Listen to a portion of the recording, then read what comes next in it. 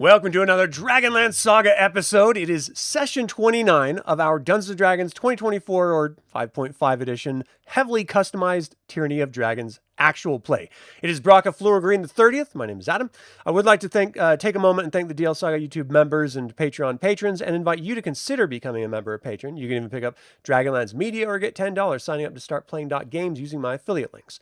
Now, I did also want to mention at the top here that the fan fiction anthology Dragons of Ash and Twilight is available for free right now. You can pick up the PDF, the audiobook, the ebook, and if you do, we would just ask that maybe you give us a review. Let us know what you thought of the overall anthology and if there's a particular story that stuck out to you. We'd love to hear your feedback, even if it's honest and critical. It's really important for growth as artists and creatives, you know what I mean? So all of these gaming episodes double as fundraisers, nonprofits for active duty service members and veterans. So if you care about that, if you're capable of helping those nonprofits, we appreciate it. Thank you so much. And if not, that's okay too. Enjoy the show. So last time on Tyranny of Dragons, Vesh, a black-robed renegade wizard hunter, was tracking Seto and stumbled across Brightheart.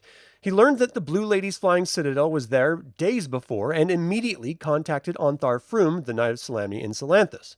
He convened a council of Salanthus, including Leos and Erlenthar from the Legion of Steel, Vesh, of course, from the Orders of High Sorcery, Kyle Strongstead of the Solamnic Knights, Eve Previs from the Order of Chislev, and even Gale Levitt from the Dark Knights of Naraka.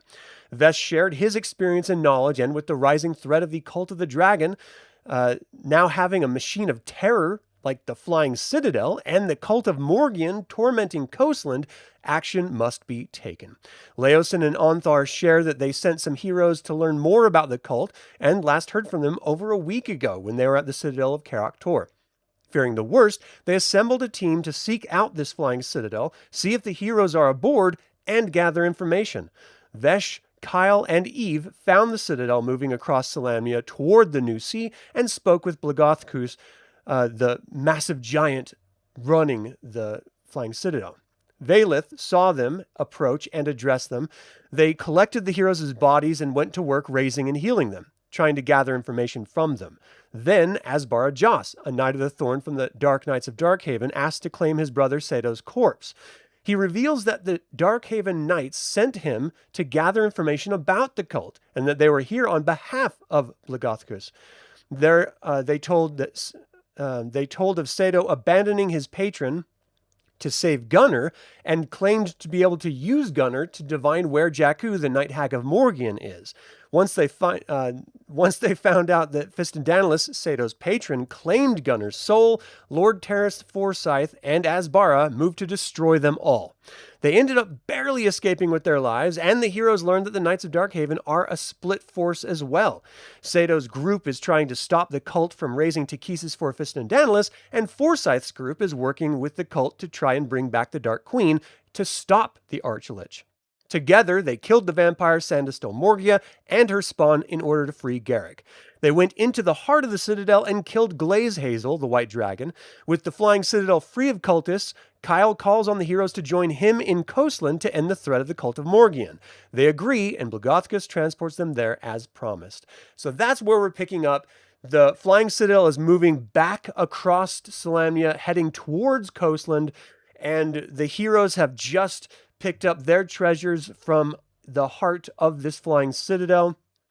And now, we were missing actually a couple players last time. Everyone's here now, so please, what do you guys do as you're sort of walking away with your treasures, heading back to the lower level of the Citadel?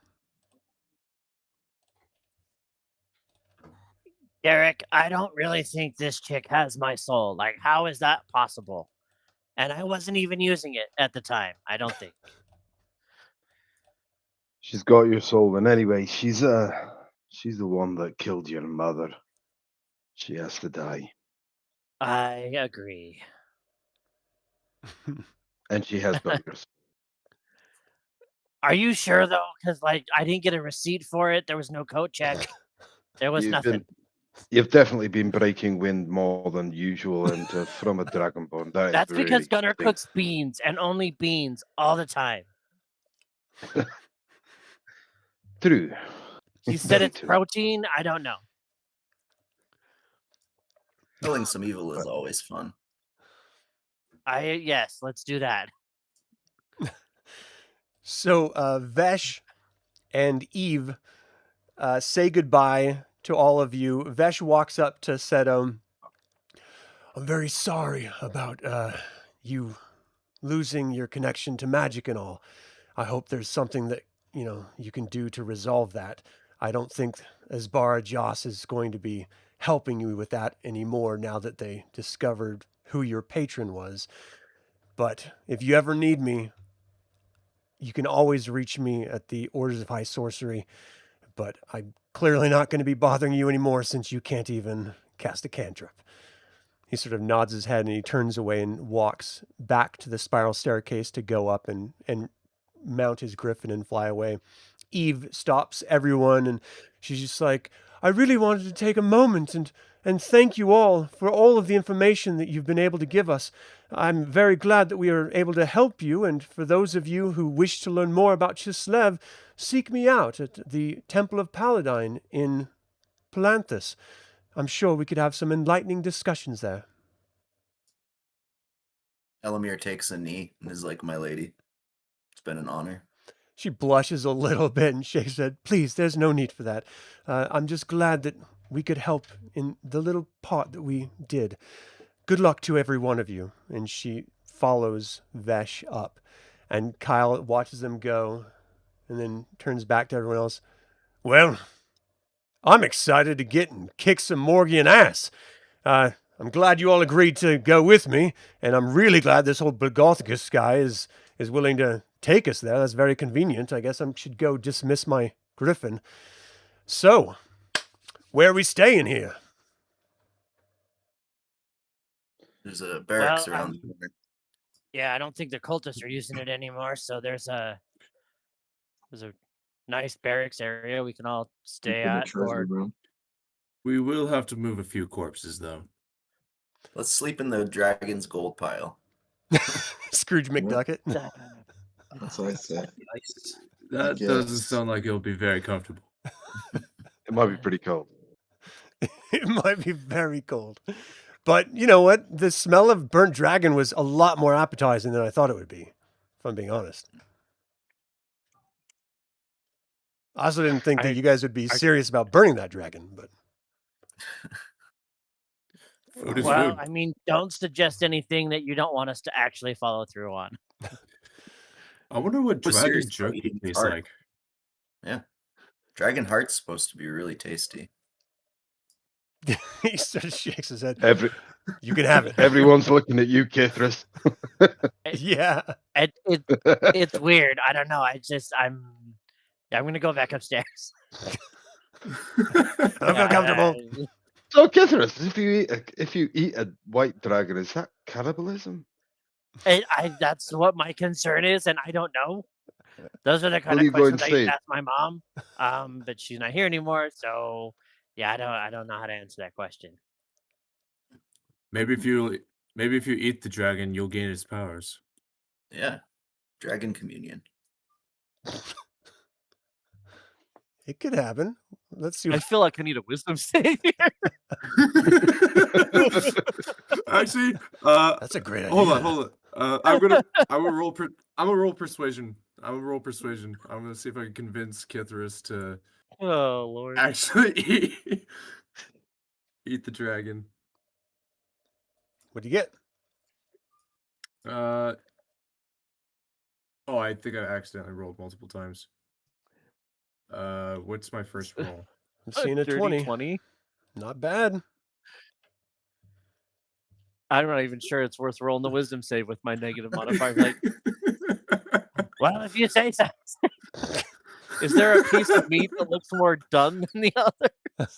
I mean, the whole thing was burning for well over an hour, so everything is done. Yeah, I'll go and like peel back a scale and You sure about this? I'll Who eat some knows? dragon meat. Okay. You don't It's feel not out of the realm of possibility. it's actually surprisingly more fatty than you expected it to be. That sort of surface Mhm. level meat, and it's pretty tough because that was the sort of charred. It's like baking it in aluminum foil with its scales still being on and stuff, just sort Yeah. of maintaining all of it. So not bad, but you still kind of feel dirty doing it. Like, It feels weird. Maybe now you'll appreciate those beans a little more. As Yeah. long as we can stop talking about the gas, then sure, whatever. At this point, I'll head upstairs. okay. So, I mean, you guys really have a few days, close to a week, to wait before the Flying Citadel actually gets back to Coastland. So it's going to take some time. There's no real threats on this Flying Citadel for you to deal with or face or anything. And Bogothkus, he gives you free range, but he lets you know to don't mess with the ogres who are running guard and patrol, and just probably stay away from the wyverns in the stall because they're still the cultists, and he doesn't really want to harm them. He's probably just going to release them to the wild at some point. But this is really just a travel moment here. So the first night, everyone gets a long rest except for Kithris.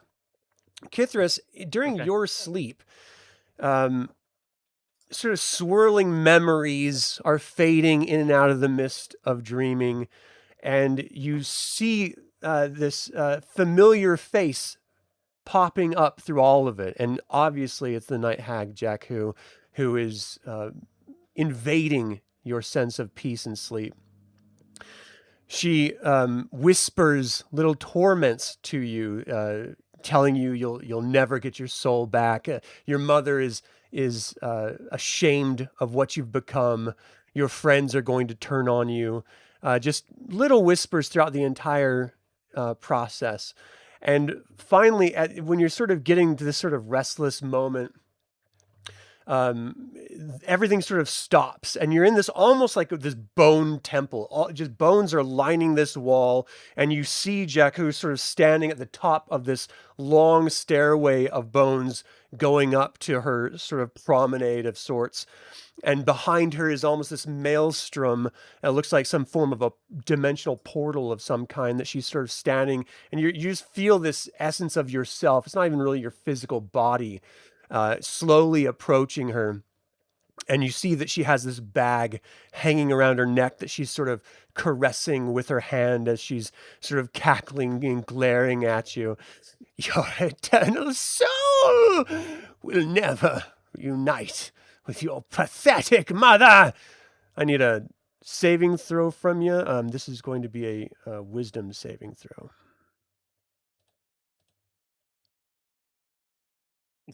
7. Oh, shit. Okay. That's worse than I thought it'd Your be. wisdom isn't his strong suit.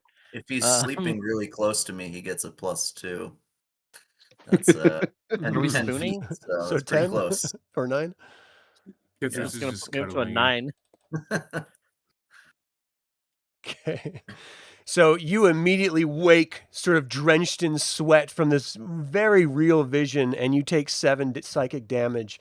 Just sort of, freaked out a little bit. Like, this creature has your soul. She's tormenting you every time you try to close your eyes and get any sense of sleep.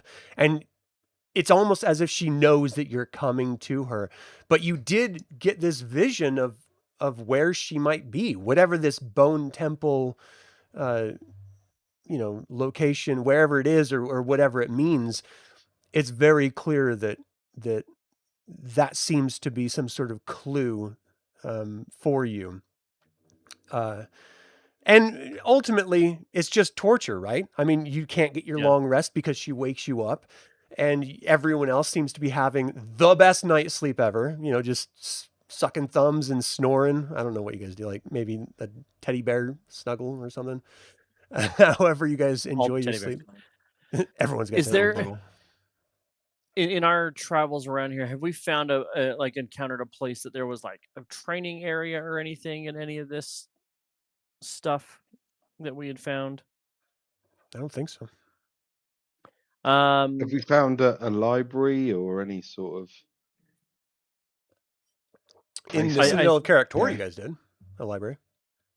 Yeah, yeah. no, I think Yeah, no, but he's probably over. Like he gets up, he goes over to like the kitchen where the kobolds that were like making stuff. Like he's probably just like destroying chairs at this point. Like he's angry, he's frustrated. He's saying a lot of dirty things about this night hag, and just going to town on whatever he can. That's just to vent his frustrations. If you go into the Right. kitchen and start making a ruckus there, the griffin, Blagothkus's griffin, that's sort of watching over the kobolds is going to bark at you, sort of turns head, telling you to calm down and just, basically giving you a warning. Like, this is not the place, bro. Yeah, and I think at that point he'll go find just like some quiet corner to probably sit and sulk in at this point. Like if he's not able to like physically manifest his anger, he's just gonna go like sulk in a corner. So he probably like maybe up near the front gate that's kind of away from everything and anyone, and just kind of back against the wall, slides down, and just kind of is just there and just pissed and not sure how to process life. So everyone wakes up early morning. The sun is rising. For you guys, it's actually much earlier than everyone else down below where they have mountains to help block out sun and stuff. But for you guys, it's peaking out really early, sometime around like 5:30 in the morning or something. So you guys wake up, feel very rested. You look around and you don't see Kithris anywhere. Where'd Kithris go? Phenomenal question. I think I heard him wake up a few hours back, but I could have been hearing things. I'm not quite sure. Should we go out and look for him? I think so. let's go find him. Alright. So we get our gear strapped on and take a walk. Okay. It doesn't take too long, but you do end up finding him sort of leaning against the walls of the Citadel. All Are you right. okay, Kithris? You look like shit. I couldn't sleep. It's fine. I'm hungry. Are you You sure you don't hungry? wanna And talk- like, He's making every chance to avoid this. So he's gonna get up and start heading, like looking for food. Like at this point, he's been up for hours and he's probably pissed and hungry now. So he's looking for a vending machine or a Snickers, whatever he Here, can the find. kobolds make a mean omelet. okay. Watch out for fingernail clippings and stuff. Scales. I had a scale in mine the other day. Gross. Oh, no. But I'm Kithris, as I'm looking at you, I'm giving you this worried look. If you need to talk, I'd be more than willing to lend you an ear. And then I appreciate that, but I think once we kill this stupid bitch of a night hag, it should be fine. It's just a lot. Is she causing that much distress to you? No. I'm not even gonna it's a very poorly concealed no. So like I'm sure whatever your passive perception or insight is more than enough because he's like, no, it's fine, like an angry toddler. Is she I talking have to you in a your 14 sleep? for passive insight. Yeah, I'm sure you pick up on he's not truthing. It's fine. I It's just it's fine. I just place a hand on your back and gently rub it. I don't say anything and I don't resist. So I Has just he kinda rubbed your stand back there. before? Seems like a personal moment. Well, My hand It's- slowly slides down to the middle of your lower back. what happens on the Flying Citadel stays on the Flying Citadel, I guess. So. Fair enough.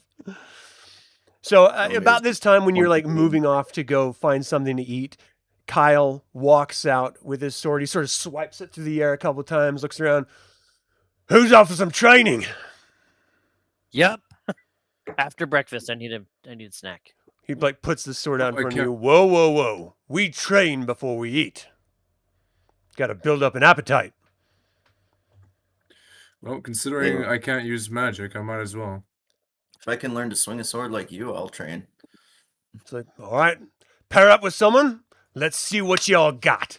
So you just go through a whole training regiment, and it's shockingly more challenging than you would have thought. There's actually like this whole one person sprints to the other end of the courtyard, turns and readies their weapon. Another person has to charge you and then start battle, and then the other person has to, sprint to the other side. And there's a whole regiment that he runs you guys through. Something that they do in the, for squires in the Knights of Slamnia, just to sort of test them. At one point, he sort of jokingly suggests maybe the lighter people getting up on the larger people's backs and feigning a joust when some kobolds come out and tell you all that there's some food ready. And he sort of disappointingly looks back like, I guess we'll have to do the jousting later, gents. Let's go get some food. Great job, everyone, by the way. So everyone, you sort of move off. And that's kind of the regiment of the day. He's insisting that you guys polish your armor and clean everything. Make sure your weapons are just shining. You don't have to listen to him at all, but he is used to being in this position. So that's what he's sort of projecting onto all of you. And you can see that his gear is just spotless, just pristine and oiled and just perfect. And he offers to help teach you how to take care of your weapons and armor if you happen to not really, ever have been trained in that. Going through and stitching up holes in your clothes with sewing and mending if you have like leather, that's damaged, mending the leather through stitching as well, and teaching you some knots and stuff to use with the sewing. So he's going through and he's actually being very helpful for people who care about that sort of thing. Mm-hmm. I will definitely take him up on his offer since I summon my blades. I never really had to take the time to learn to sharpen and do the grueling task of actually maintaining a blade. Mm-hmm. I will take him up on his offer of learning how to do that. Okay. As everyone is moving... Oh, I'm sorry, go ahead. I was going to say, Kithers would probably do some as well, just to... He probably hasn't had clean armor since his mom died. Like, I feel like it was... Lehigh was like, no, you gotta do your laundry. He's like, I don't want it, Mom. So I don't think he's had like clean armor since Lehigh passed. Brutal. So... Yeah, and Elemier would probably fall back into that routine pretty easily, like grateful to have somebody else to do that with, because I think he would have kept his armor very clean and updated, and he's had that kind of training before as a guard background, and so it's like nice to pick up other people's tricks and shortcuts and stuff like that. And Kyle's really interested about your background as well. The fact that you're a paladin. He's dealt with a lot of paladins and a lot of sort of holy clerics and warriors and knights and stuff. But he's never not once run across a Kagonesti elf who is one. So he's not trying to be obtrusive or invasive or anything, but he is trying to pry information and learn what he can about you from you.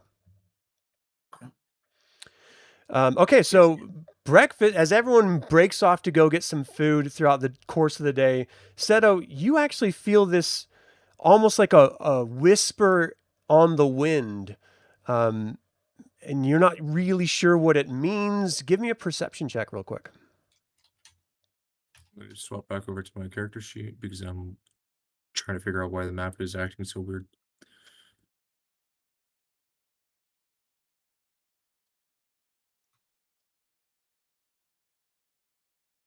Okay, you said perception check? Yeah. Nope, that is persuasion, not perception. Perception, there we are. Oh, I almost got a natural 20.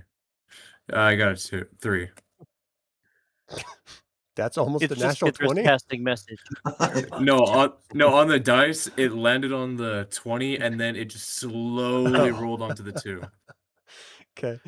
So yeah, you're not sure what it is. You feel like it's almost all around you, but it's just this whisper in the wind that just caught your attention for a second. You just sort of like brush it off like, it's probably just in my head. And it is really cold up here and really windy when you're out in the courtyard. So you go and everyone gets your food and you go through the basic stuff you do every single day. People who are religious, you know, spend some time with your religious worship. People who are martial characters, you're spending time dealing with training, and people who are casters. If you still have casting, then you're spending time studying that aspect. And that's something that Seto, you never thought about it before because it's always been a persistent part of you. You've had this connection to the arcane. And at this point, you may even think you've been taking it for granted because now that you don't have that connection anymore, that you willingly gave it up, how is that affecting you? He won't express it like physically, but internally he's honestly probably depressed to some extent. That things that he used to do on a dime aren't even within his wheelhouse anymore. Yeah. Things he didn't have to do, he now has to do. Physically going through the motions, actually thinking about the process instead of just a wave of a hand, a flick of a wrist type of deal. Yeah. Okay. Am I able to, talk with Seto kind of around a brazier or something like that? Since we're, outside, there's winds going all around us. I'm assuming I can kind of get close to a brazier while you're, thinking through things, Seto. Trying to set up a scene. Yeah. Seto, do you hear that? Yep.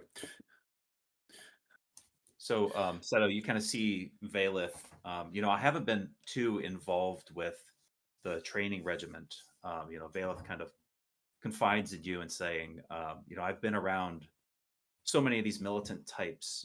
They wear the strongest armor, they sharpen their swords, but talk about their ego. That's their weakest. You can always affect them in their hearts. You appear to look pretty lost today. I understand that abrupt disconnection with your patron can have quite an effect. I've been through it myself, and I'm kind of like warming my hands on the fire, giving you a moment to talk. You've lost connection to your god? Actually, that's a dumb question. You told me that you did. Yeah, she died and left the world, and I followed her for quite a while. And I mean, it's difficult to say, but the world's better for it.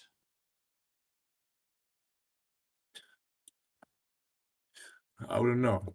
I'm not sure of what the world was like before her demise. More chaos, more fighting, more bloodshed.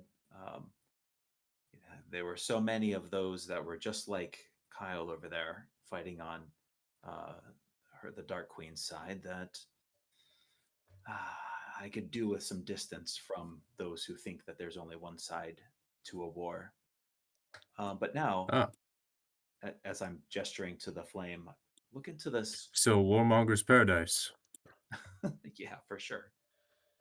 But these days, I find myself aligned with the Fire Master. Have you ever really thought about what fire does?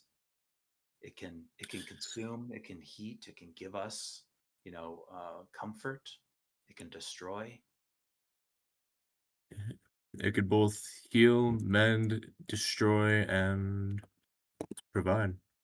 Exactly. There's a lot of things that I could do. Now that's but the one consistency with fire is it takes a fuel source in order for it to continue. Indeed. In Sirion, the Fire Master himself provides that fuel source for those of us who worship him, that we can create whatever we see, into the world based on his fuel. he provides that source to the gods. Now just think, you don't need to commit yourself to a higher power, but you could just take some inspiration from that something is being provided into the universe, and we just have to grab it and steer it however we want. To be honest, I'm not even quite sure how I even gained my powers to begin with. From my memories, I've pretty much had them for as long as I can remember. Tough to deal with, I would assume, having something that was there forever and suddenly taken away. Just trust me, you're not alone in this. It seems our friend Kithris is dealing through a crisis of his own. Yes, it does appear so. I have an inkling of what it may pertain to, but until he gives verbal confirmation, I wish not to make assumptions. I know I'm new here, and I don't mean to overstep, but I do wish to travel with you all a little bit longer and see this last mission through as repayment for you setting me free the other week.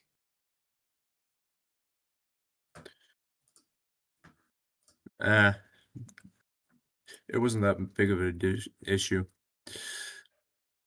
Besides, it's always nice to have extra companions every now and then. Better with numbers. That's indeed true. Oh, by the way, the Wand of Winter, how is that treating you? In last session, you had a unique wand that was very helpful in the last battle. Yeah. It proves quite interesting. Quite a different feeling from my normal magic. Yes. I will definitely say that. Something that's not. Which makes me wonder if this is what wizards or sorcerers feel when they use their magic.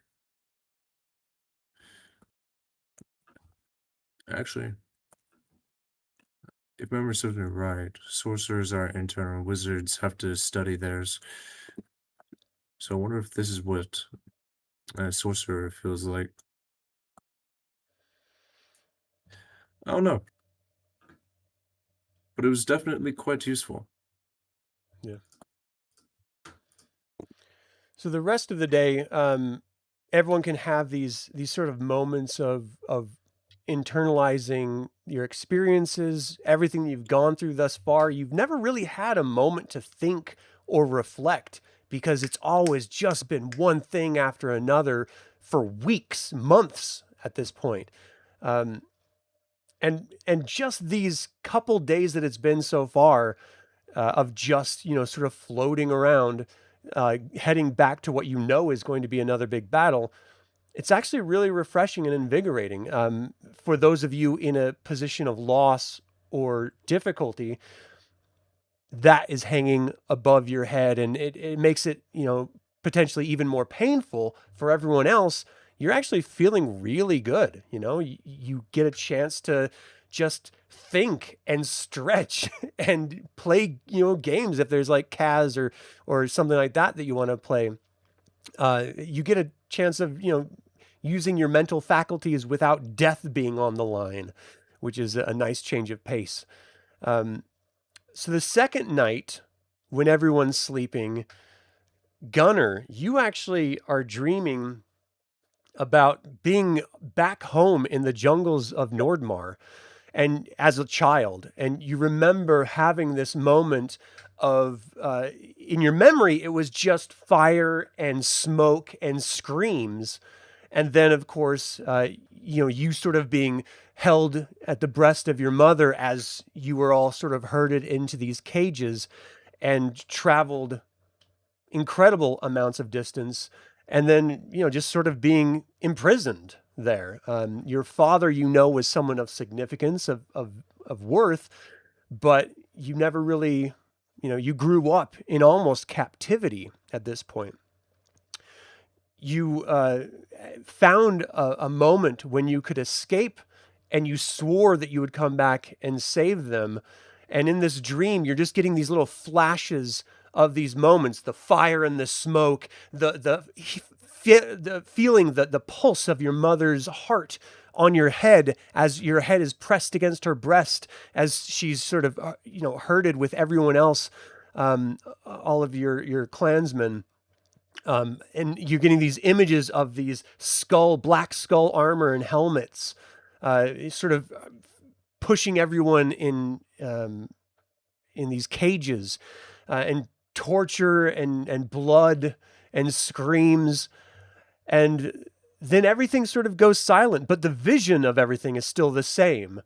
And you see this woman sort of walk out, a familiar gait and sort of just physical step and swagger that takes you a couple beats to remember that it's Jack-O.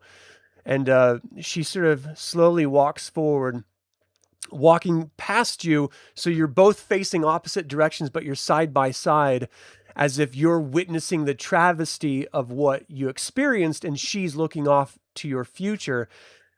Your father has been tortured daily since you abandoned them. And she starts to cackle as the dream starts to fade away. Give me a wisdom saving throw, please.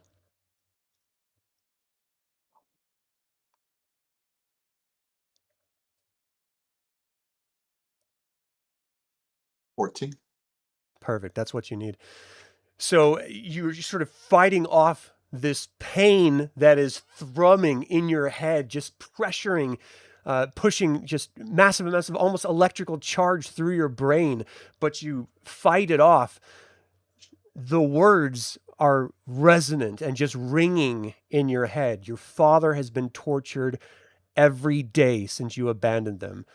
Your goal with leaving them was to come back and rescue them. And then this whole chaos with the Cult of the Dragon sort of took all of your focus away. If she knows something about your father, if what she's saying has any semblance of truth, maybe you don't want to kill her first. Maybe you want to question her first. If she knows something about where your dad might be, but then again, she might just be messing with your mind in the same way that she's been messing with Kithris's. So it's something to consider as you sort of wake up out of rest. You don't take any damage from it, but you are disturbed, and it's posing a lot of questions in your mind. We don't have to go through every single day. Seto, you have another one of those moments of hearing something in the wind, and this time you're sort of being drawn to the upper courtyard level, to the walls, to just have the wind sort of rushing in your face. And one night, you end up choosing to do just that before you retire for the night, just to have a moment to yourself to try to figure out what this is. And you feel this sort of pull from your heart, just really deep down at the central core of your being. And you hear this sort of, at first, it is like a voice on the wind, and it starts to get stronger and stronger and almost deafening to the point you have to hold on to the wall to stop yourself from collapsing and even potentially falling off the wall. This is deep voice. How could you abandon me? Turn me aside like I am nothing.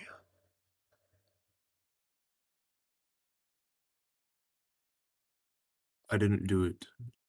You did. Out of I didn't do it. I did do it, but I didn't do it out of spite or hatred. I did it to save a life. You are not my first patron. You are not my first child.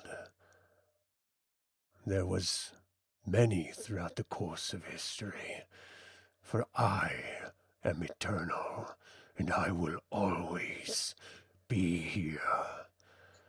But I chose you out of those offered to me when you were just a baby, and your soul cried out to me. We made our bargain, and you threw it away. And you just sort of get pushed back physically, like you have to like grab onto the wall to stop yourself from being thrown off the walls. You don't see anything, but you feel it as if there's just something here, and you recognize it as your patron who gives you power, but it is angry, and you've never felt this side of it before. You gave me a soul. That's something. But if you ever forsake me again, I will destroy you. Do you understand that? I understand. What can I do to make it up to you? It is my understanding you are going after a priest of Morgion. I want the soul bag.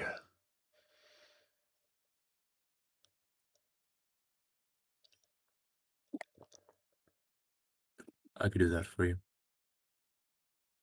It needs to be preserved and intact, and I need you to deliver it to Sir Rothwool here. You know Sir Rothwool here as the leader of the Darkhaven Thorn and Skull Knights, the person that sent you on this mission to go find the cult of the dragon and find out what it was all about. I'm writing this down in my notes because I am not going to forget this. Deliver soul. Morgan's soul. Jacko's soul bag. Deliver it to Sir Rothwool here. Your friends will Soul probably bag. want, your companions, I should say, will probably want to keep or destroy the soul bag. But you cannot let that happen. I will give you one single power, one spell that will teleport it from where it lies, but you will have to speak these words. Do not forget them. And he gives you a sequence of arcane words to use in order to teleport that bag. Do not let your companions destroy it.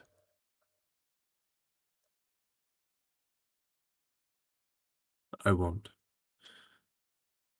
How do you spell the person that sent me on this mission's name? I can give it to you after the game. Okay, perfect. He sort of, you just feel this almost like a clenching of your heart. There's this pain in your chest. It's starting to go down the side of your arm, almost like you're having a heart attack or a stroke or something. And it just gets tighter and tighter. And you just hear almost as if a whispering in your ear, do not fail me in this. This is your one chance for the power to stay with you. You are needed. Before the Dark Queen comes again, you are needed. And so is that soul. Do you understand? Loud and clear. It suddenly is released, and you feel this surge through your veins that you haven't felt for, at this point, 4 or 5 days. The magic is back. You just feel it flowing through your body, and it is like a drug, and all the dopamine is just flooding your brain as you get this sense of power back. Thank you. You don't hear any reply or anything, and you sort of just feel the presence of your patron's power with you again. So that night, Garrick, you are being pulled away by the Legion of Steel in the Plains of Dust in your dreams. You hear the screams, the cackling of your mother's voice on the wind, but you can't see her as you're trying to move your head around. You remember of course, your history and what your mother did, but as a child at this point, or as a young boy, just being ripped away from everything that you know by this centaur is foreign. You almost feel happy that you're being rescued, but you're also being torn from the only life that you ever knew by this legionnaire. And so there's a little bit of difficulty that's sort of, flooding through your mind. And as you look up at the face of this centaur, it looks down at you and it shifts into Jakku's face and just sort of grins with this, toothless, rotten-mouthed grin. Sintuka has been corrupted by your mother. Sanctions a trap. I need a wisdom saving throw from you. Okay. So each of you don't really piece it together in the moment, but you're getting specifically 10 words each from these dream sequences. You got a 12? That's a 12. Yeah. Okay. So you wake, sweating, taking 12 damage without getting the benefit of that night's sleep. Just with that cackle in the back of your mind. And what she said, Sintukar is the centaur who rescued you. He basically brought you in to the Legion of Steel, and he taught you everything you know about spying, about bounty hunting, about subterfuge and survival. If there's any truth to what she's saying, that he has now been corrupted and that sanction's a trap, you should be reflecting on, where did you get that message? Who was it that sent you the message? That you're sort of racking your memory in your brain. Was it Sentu that sent you the message about your mother being in Sanction and you needed to get over to Sanction? If it is a trap, what are you walking into if you do end up going there because of this? So it just starts to put a seed of doubt in there. Whether it's true or not, who knows? But in every lie, there's always an element of truth, which makes it so believable, right? Yeah. So I think for the start of the day, as he's not done this yet, I think he's going to spend an hour trying to summon his familiar, his bird, just for a familiar face of home, because that's basically his home. He'd probably take himself away, and if the guys see him after that hour, he'll just be talking to his bird that's looking very angry at him, probably, because it wants to go to Sanction. It knows what he should be doing, but he's going, no. So he's having a moment with his bird. Yeah. So everyone is waking up at different parts of the night so far. Every single sequential night as you're getting closer and closer to Coastland. And everyone's having a sort of shared dream. Not a shared dream, but you're all having this experience with Jakku. Elemier, you're running around the forest of Kagonesti, where, for the most part, you were raised with your family in just enjoying the forest as best as you can. The time that you were sort of trained as a guard there was really in a period of occupation. So it was always something where the kids could kind of do what they want, the adults not so much. Running around through the forest is like the ultimate freedom. Not only is this where you feel the most connected to the land and the earth and Eli, Paladin, the god of all the elves, but you also just feel connected to your parents here, because this is the memories, of everything has been in these types of environments. As you're sort of rushing and running through, you see, you sort of break through this area where you see your parents standing in front of a squad of dark knights, just being belittled, verbally abused. And then from right behind you, as the Dark Knights grab onto your parents and sort of force them, putting wrist cuffs on them, throwing ropes between them and marching them off into some sort of slavery with smoke and screams on the horizon, as if it's happening to many other people at the same time, you hear this familiar voice cackling in your ear. Your kinsmen are slaves, and you will fail saving them. So give me a wisdom saving throw.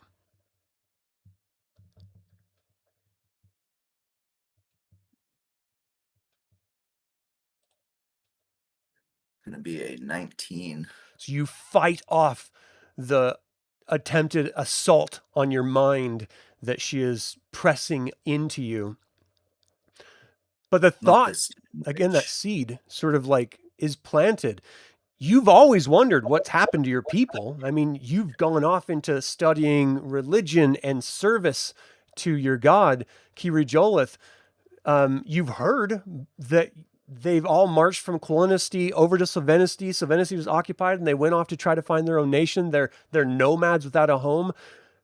But if your people, if your parents are actually still enslaved and that your attempt to save them is going to end in failure, as if it's predetermined, you know, I would imagine you would probably just withdraw back to faith in your God in order to combat that doubt.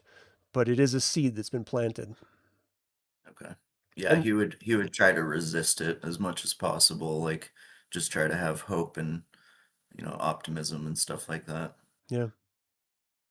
It also sort of suggests, perhaps, like everyone else, perhaps she does know something that could be of help, you know? Maybe the doubt that she's trying to hurt you with is all manufactured. But are they enslaved? Like, you just don't know. So that is just sort of planted.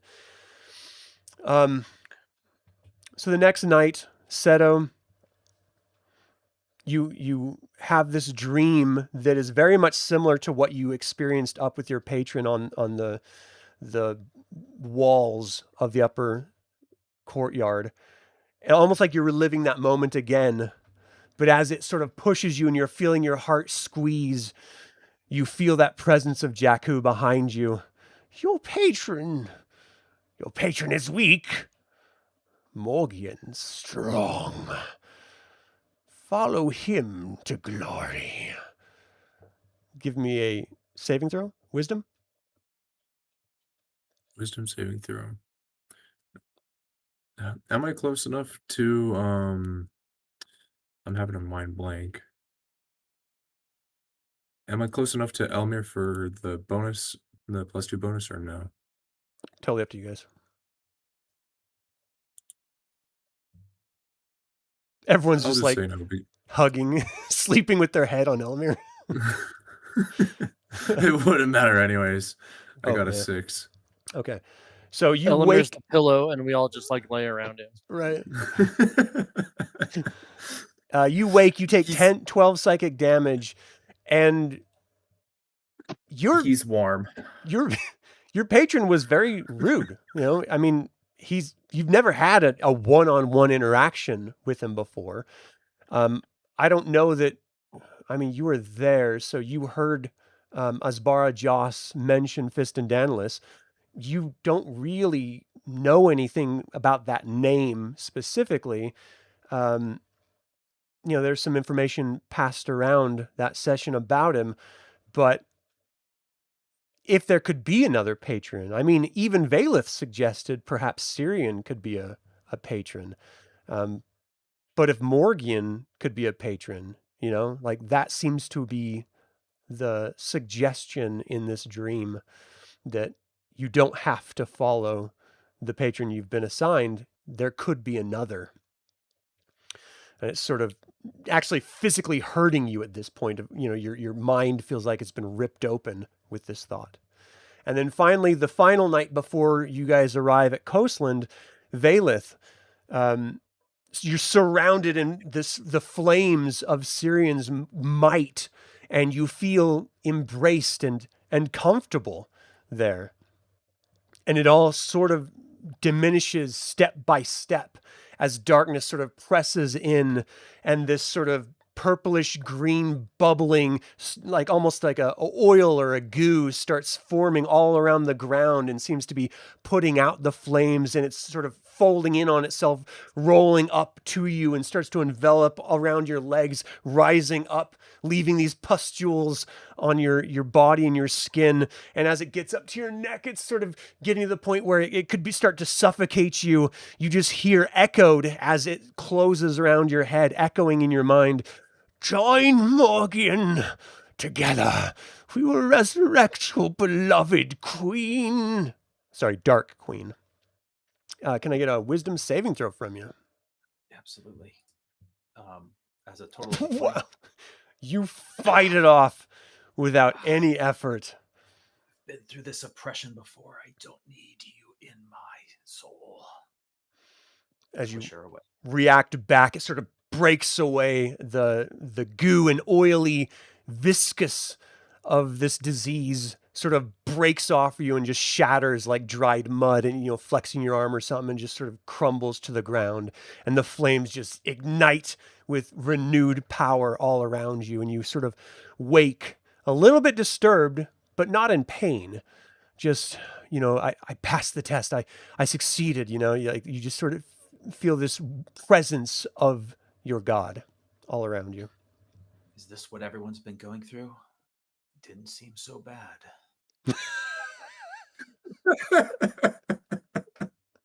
Bunch of pussies.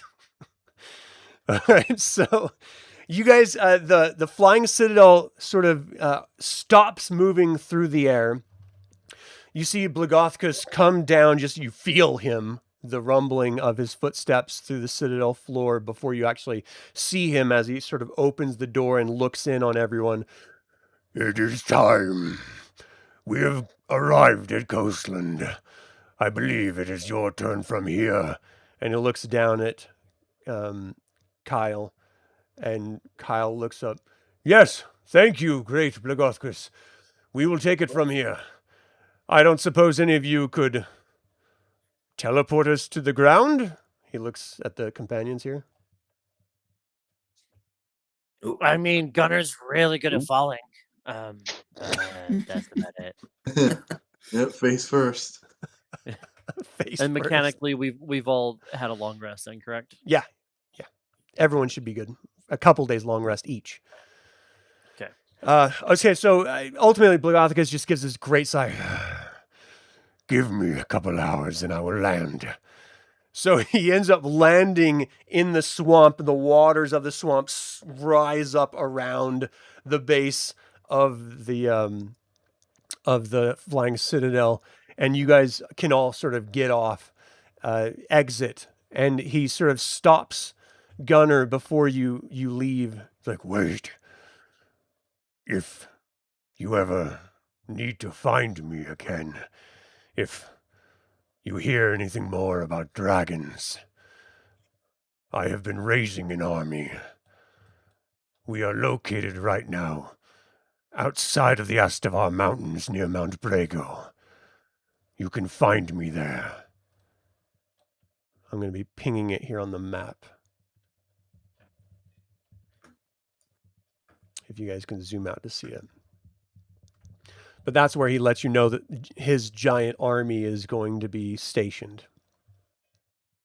Okay. Okay. Good luck. Thank you. Great hospitality. I lift my staff. Hail Blagothkus. And I give a bow as I disembark. Sort of flexes his back, pushing his chest out a little bit. Good luck to you all. As soon as you all step off into the swamp, the citadel slowly starts rising, and the swamp water and mud start centering itself, and you're like sort of pulled back under, using all your strength to get out from underneath this displaced swamp water.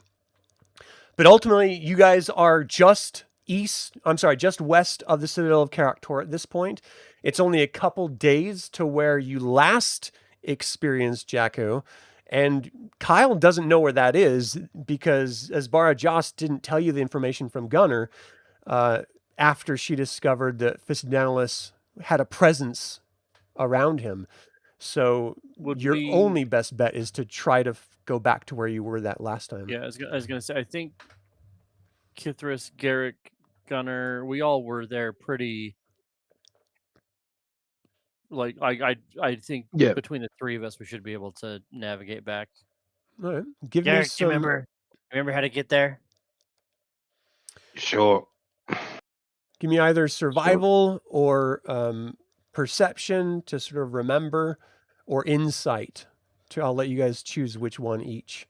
But for the people who were actually there, I'm going to need a roll from each of you. Okay, I'll get 25. Oh yeah.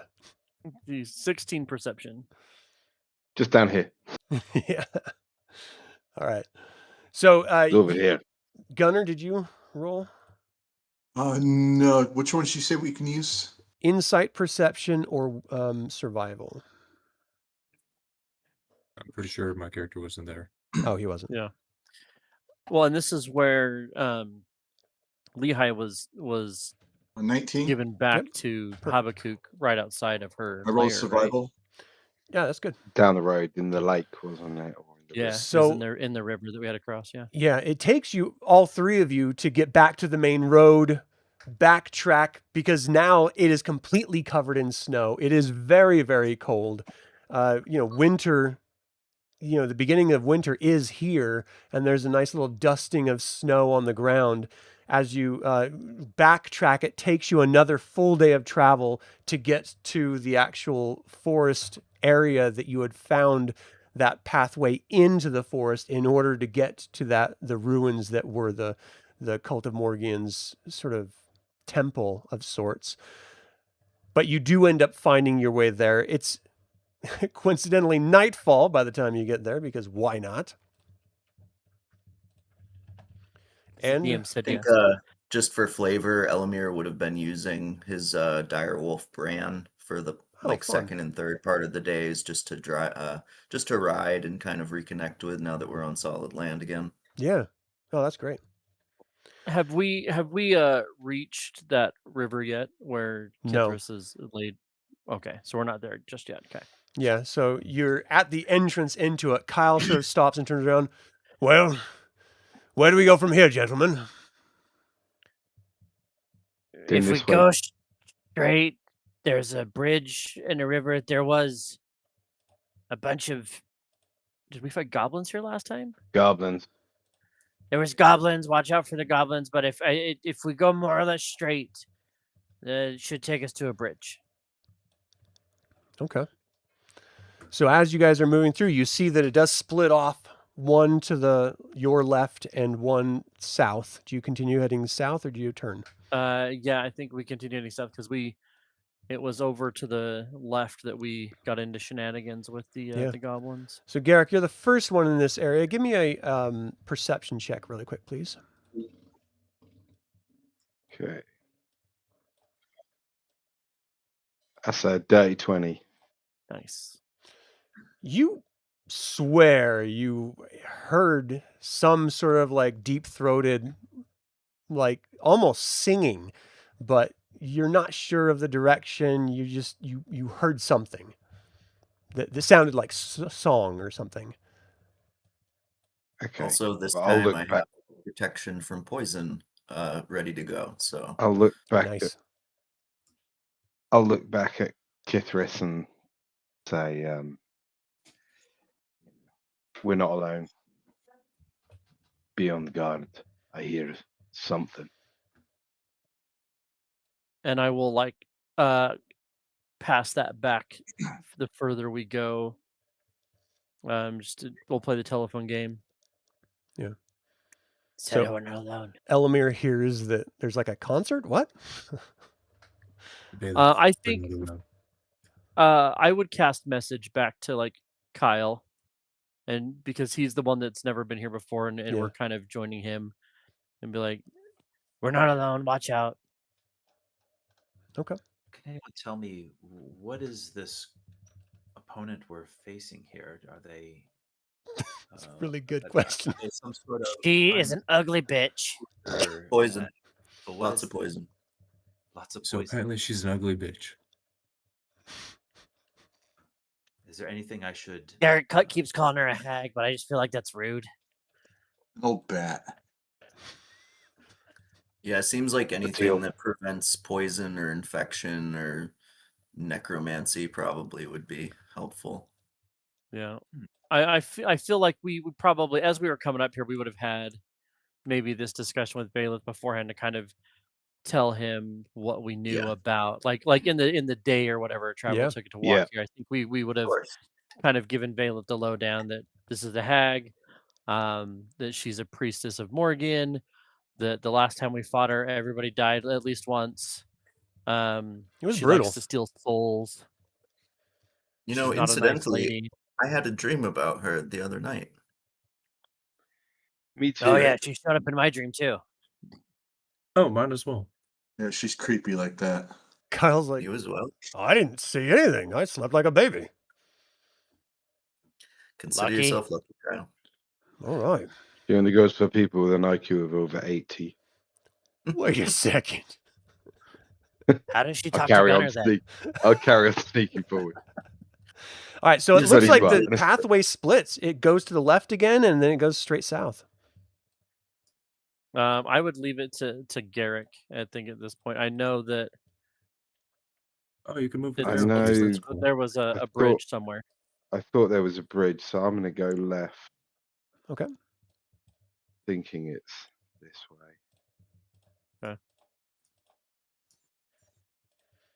I said I think the only one that we can't move is Kyle. Yeah, I'm grabbing him. Come on, Kyle. I'm manhandling him. You got this, Kyle. Yeah, And- just Along the day's travel, I would also inform everyone that I gain my magic back. Huh. Just like that.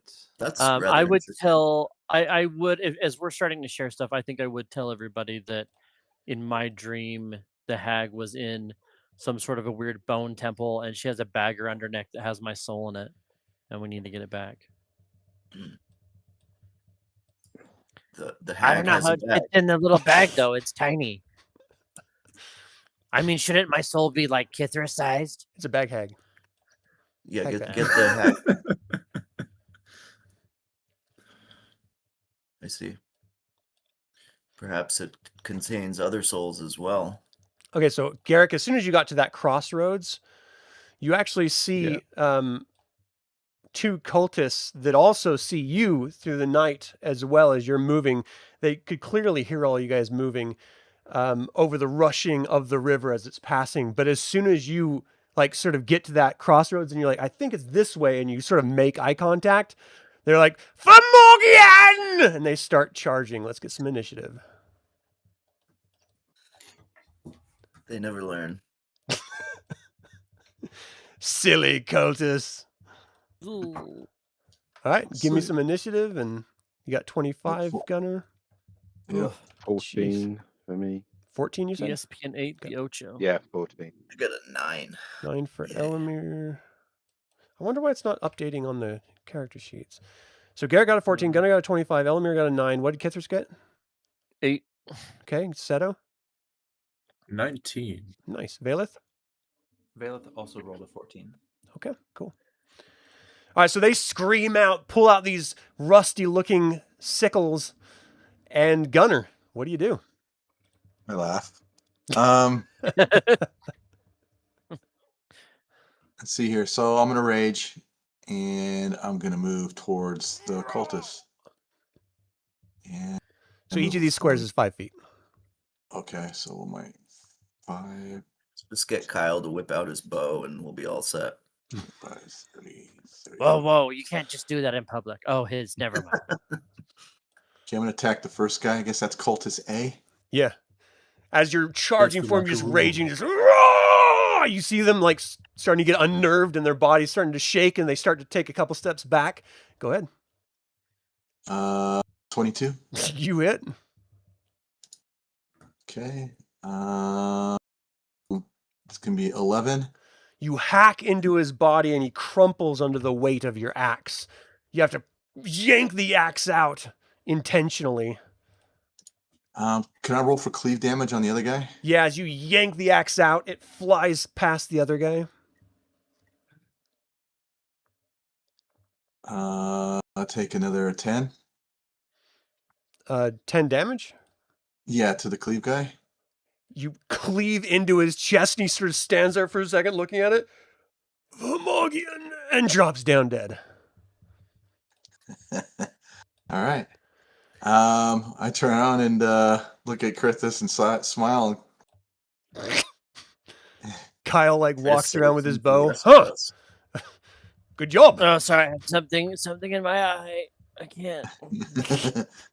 I inspect the bodies. I'm looking at them. As That you was very start looking at anticlimactic. their bodies in the dark, your eyes are getting closer to it.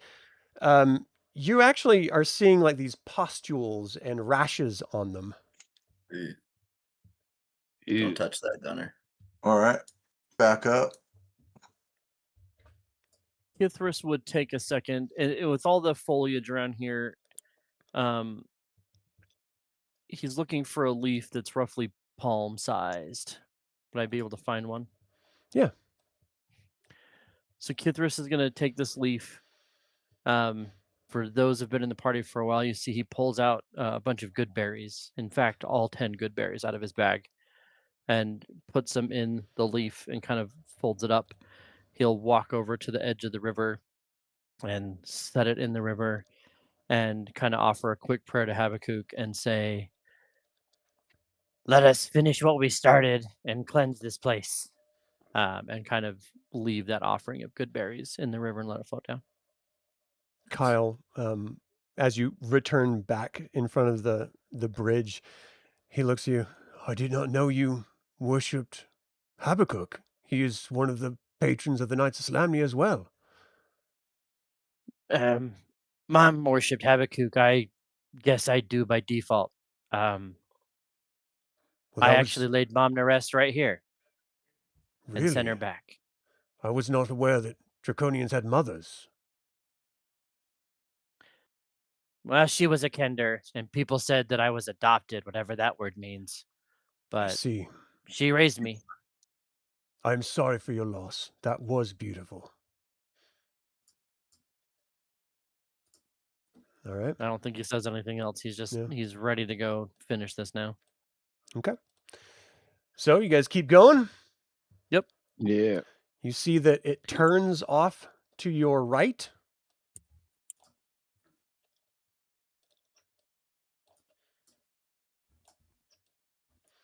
Okay, With I'll tokens of try hope. and sneak ahead of the party a little bit. Just Okay. now. You see that it turns south or it continues going to the west. I have a sneaking suspicion it's south, but so I'm gonna head south. Okay, so give me a stealth check really quick. And I assume that Garrick would have given us the the hold symbol. Yeah. We would have stayed back. Yeah, Kyle will Yeah, definitely stop. 16. Okay. And you said if you're stealthy, then you're invisible, right? No, if I am in darkness that requires someone with night vision or dark vision to see Gotcha. me, then I'm considered invisible. Okay. It is nighttime, So but if You it's wish. there are a little bit of Solinary's light in the sky, and Lunatar is actually higher up in the sky, casting this red crimson glow over everything, which is a little bit eerie. But yeah, as you're moving forward very, very silently, you get to where you are now, and you do have infravision, right? Yeah. At this point. So you see the entrance to the ruins, and you see two cultists out in front, just sort of standing there, just quietly talking to themselves. So I'll sort of head back round the corner and hold up my two fingers and go like 2 guards. And I'll come back and take aim. So these guys are ready, and I'll take a shot at one when he doesn't I know. think Kithris was seeing the 2 fingers. Kithris is gonna like nudge Kyle and be like, Yeah. Kyle, do your thing. Like, I think Do the maybe thing. we send the Do the hand thing, Barbarian in baby. there again. Yeah. That went quite well. It's like, I'm not sure I need to pull out my bow, to be quite honest. All right, go ahead and take your shot, and let's get into your initiative. Okay.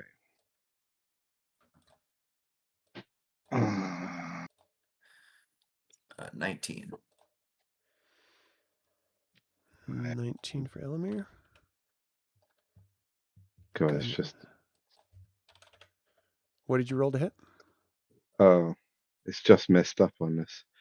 Just got to come out of it. 13 for Gunnar. 11 for Kithris. Got the Valus 4. 12 for Seto, I'm showing. 14. 14. Oh, I see it. Yeah, someone's going to have to roll for me, but I've got like a +9, I think it is, or +8. Damn. The character app has just messed up. Can you roll on the map? Right. He gets a +6 to It's just initiative. Are you rolling a hit? Hold on, I can open up his character sheet. Yeah, just open up it. Holy, +9 to hit with the crossbow. No, it's plus Before we go into combat, I'm going to plus cast 7. I mage think. armor on myself. So you're using your crossbow. It's Yeah, I'm using my heavy crossbow. Heavy crossbow. Which is so you got a 26 to hit. So damn. it buries into the cultist, lifting him off the ground and throwing him down the stairs into the actual ruins itself. How much damage is that again? What? I don't know. I'll roll it. Hold on. I can't get onto my app. I've just One been D10 kicked plus 10 in damage. Oh, He's dead. The old other cultist like looks back. Guards, get out here! There's people! And you hear it like sort of echoing a little bit inside of the ruins. Hold on, don't move yet. We got to do it on turns. As you hear a sort of response from other cultists from outside. We are coming! May Morgion guide our sides. All right, so let's start with Elemier. Does Elemier? Oh, hold on, I didn't You're- start. I'm sorry, it wasn't Elemier. It's Kyle. I apologize. Who's Okay. first? Of course, Kyle's first. Kyle moves over behind Garrick, looks down. You know, I think I'm going to leave you, these cultists. I'll wait until we see someone that's maybe a little tougher. Oh, cheers. Elemier, now you're up. Okay. And you're standing behind me as well. That's Yeah. really brave of you. And I know that's the name that's like in the module, but like Kyle feels like a hastily named like NPC. You're like, what's his name? Kyle. It's Kyle. First of all, it's not in the module. I made that name. It's because Okay, I have so a good hastily friend named named NPC. Kyle, so bugger off. It was a hastily made. Does he name. hide It was behind made. weaker people? We're gonna infer a lot of things. He does about now. Adam's friends here. You're not being That's very nice great. to your friend. I Does know, Mary, Elemier hear anybody coming from any direction other than the temple area? No, there's a series of trees, like dense trees between you and them. So you're hearing the rushing of the river behind you and a couple call and responses from people on the other side of the tree line. Okay. I'm gonna move forward. So 5. I guess I'll go right here. And am I able to see Cultist A from right there? Or is there like a tree Yeah. in the way or something? Yeah, you should be able to see him. That's fine. Okay. I'm gonna use my light crossbow. Actually, no, I'll throw a javelin at him. Okay. Pull it out. Yeah, I'd probably miss with an 8. It hits the ruined wall and just sort of clatters down to the ground, echoing that sound. Okay, I have a couple. I have like 2 more, so I'll throw another one. How many of those do you get to throw in a turn? I think you get to throw 2. If you have 2 attacks, then Yeah, I think it depends on the amount of attacks you have. Yeah, you- I have 2 attacks. Okay, then yeah, you're good. That was a 13, I think. The 13 does hit. Okay. 8 damage. Oh, I'm showing a 14. So 8 damage. The javelin buries into the side of this cultist who screams out, "Ah! Morgan, protect me!" Anything else for Elmer? Nope. He sort of drops down to his knee. He's clearly bloodied. Garrick already went to the top. Seto.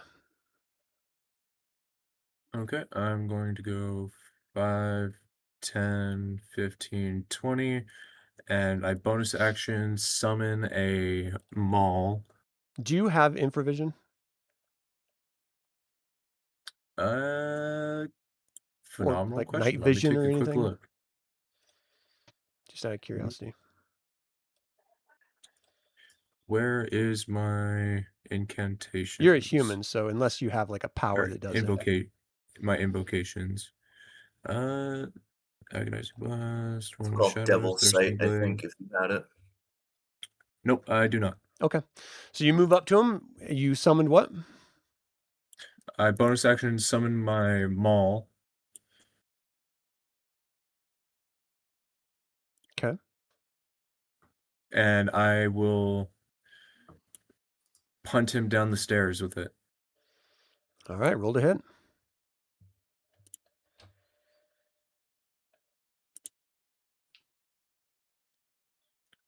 That is a 19 to hit.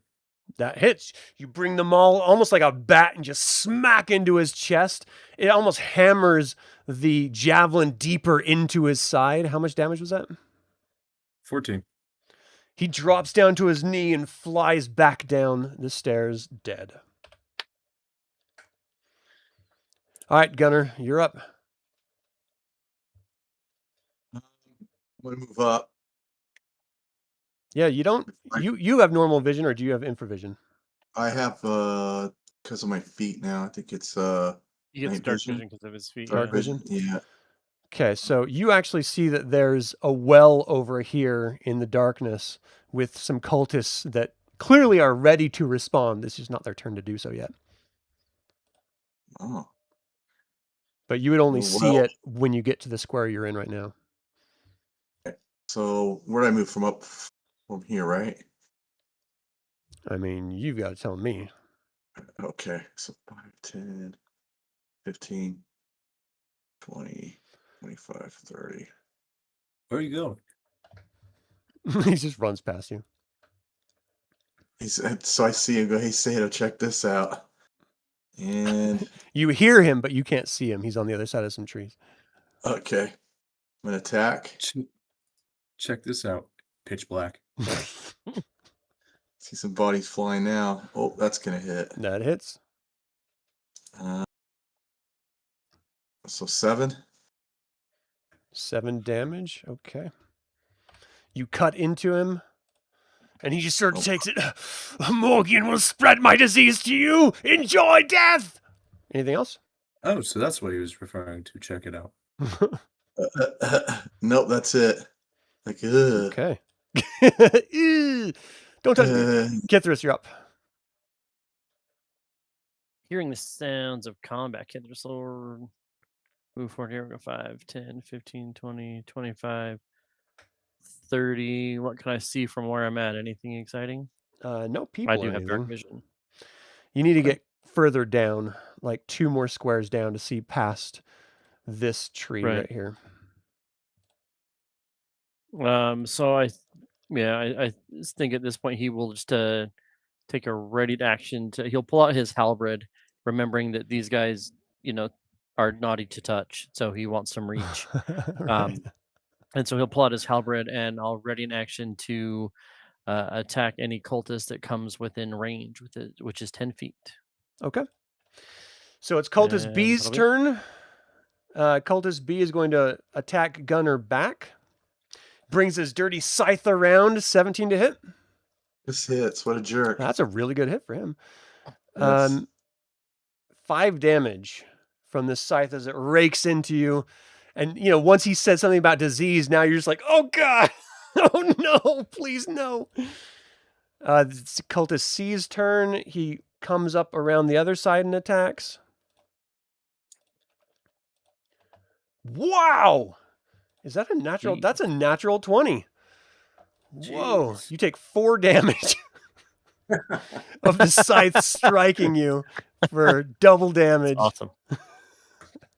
Oh, hold on. It was a +1 necrotic damage at the end of that. So you take 2 more necrotic damage from the 2 of them.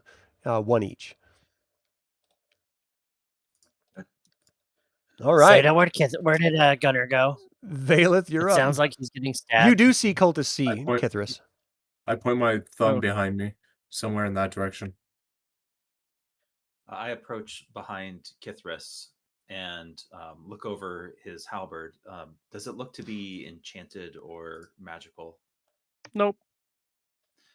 It's shiny now because we spent a week shining weapons and doing nothing. He didn't understand what Kyle's deal was, but it's shiny now. As you pulled that out, I kind of put my hand on the the stalk of the halberd, and I say, with Syrian's blessing, go do some damage. And I'm going to cast magic weapon on that and give it a Nice. +1. Dope. So is that +1 to hit and +1 to damage? It is, yes. See, And I'm going to hold an attack in case an opponent gets within 1 square of me. okay. Was that a bonus action? It was a bonus To action. enchant? Okay. So you reach out and touch the halberd. Flames leap up and down the haft, circling all around the actual blade of the halberd before it just sort of ends in this dull red glow. Kithris? Is anything else in your turn, Yeah. Bailiff? No, that's it. Kyle, you're... Oh, Kyle. He's like, all right, you all taking way too long. 5, 10, 15, 20, 25, 30. Let's get in here. Come on. And he walks down into the actual thing, into the ruins. Elemier, you're up. Elemier is going to move down, look over and see Gunnar. And So you can't see Gunnar like through the trees, but you see the cultist C that's near him. Oh, okay. I can't really do too much, so I'm just going to use my cross. Well, first, actually, I want to pick up my my javelins. Okay. Would that be like a bonus action to do that, or? The one that just clattered against the ruins, yes, but the other one you have to pull out of the body, and that's going to take some time. Okay, I'll just take the time to get both my javelins back and make sure to really wipe off the bloodied one, and maybe like, I don't know, like use a little bit of holy oil or something on. Yeah, I mean, it's going to be before your going full on. turn to yank everything out. I mean, just That's getting out of okay. the body and stuff. Okay. That's okay. So, Garrick, you're up. Okay, well, I'm going to come past these, look at Elemier and go, all right, so your friends in trouble. Just clean your bloody weapons, why don't you? And I'll take a shot at Cultist C. Okay. I have nothing long ranged that I can do. Other than javelins. I thought you had I do have a crossbow, but a it's 19 to hit. 19 hits. Don't you have? And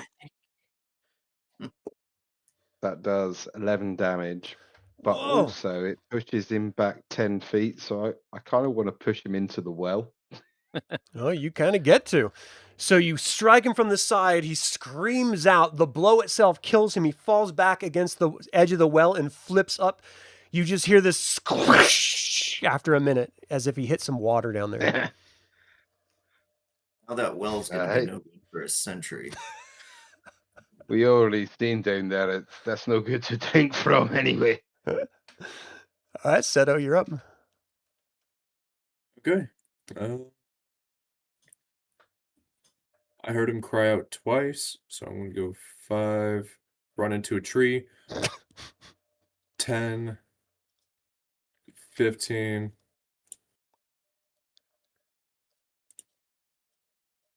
because I saw him running this direction. Yeah. And I'll take a swing at the one cultist. Oh, That's a natural 20. yeah, Nice. buddy. You hit him with your maul. 22 damage. Oh my gosh, you cave his head in, and he just splatters against the leaves of the trees, and his body crumples down to the ground. And we are out of initiative. You Right, okay, guys, Gunnar? before we go in there, that well, wasn't there that lake down there or something underneath the ground? That might lead us there. So you want to jump down the well? I'm just saying, right, another way in. I remember bleeding out a lot, so I don't know. You do decide. Well, our friend that's gonna. I'm gonna have a look over here at this sort of area to the. Can't the left paladin of the- detect disease, or he's immune from disease? So it looks Yeah, like throw- the pathway leads north. Throw Elemier down the well. It's fine. Okay, let's go down there anyway. Let's I'm go not and walk actually in there. immune to disease yet. I will be soon, though. Okay. All right, so everyone goes Yeah, we're down. heading Hey, Valeth, how long does my cool halberd gonna be all flamey? Can you tell time? Yeah. Hey, dummy, can you tell time? Pointed to the moon and I said, "It's over there. It lasts for an hour." Oh, cool. I think Kithris knows an hour is, and to be fair, like int is actually his int's pretty good. It's his wisdom it's awful. His intelligence is a 15, so he's not dumb. He just doesn't know what the ways of the world. Yeah. It'll last a good while. Garrick's going to break the fourth wall and turn around and go, well, clearly he has the feet, smug bastard.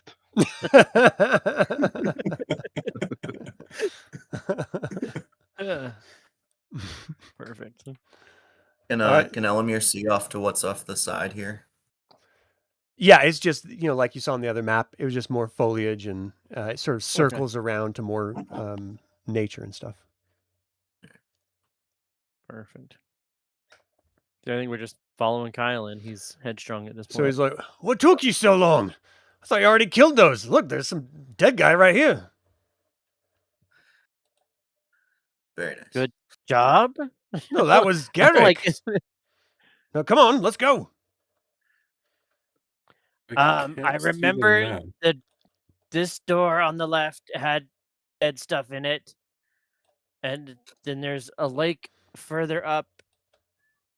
There's naughty stuff on the right. The hag is straight all the way ahead to the end, I think, but I'm pretty sure I died before then.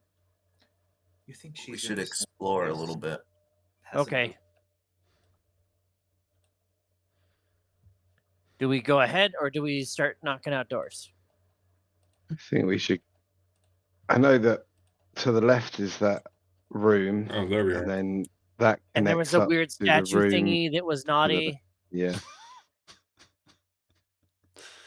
So as you Coming guys back are in my notes. talking and moving in here, you hear a sort of sound, and let's get some initiative.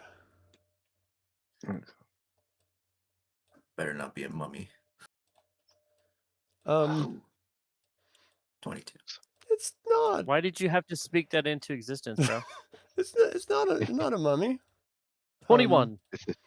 Is that daddy? Enter 20. It's a daddy. Who's your daddy? All right, I'm sorry. Elemier, what did you get for initiative? 22. Nice. Garrick? 12. Got that. Gunnar? 20. Nice. Kithris? 21. Seto? 19. Valeth? 12. All right. Here we go. Elemier, you walk in and you hear this sound sort of emanating and echoing in this stone chamber. What do you do? Can I see down there? I do have infravision. So 5, 10, 15, 20, 25, 30, 35, 40. So you see that. Okay.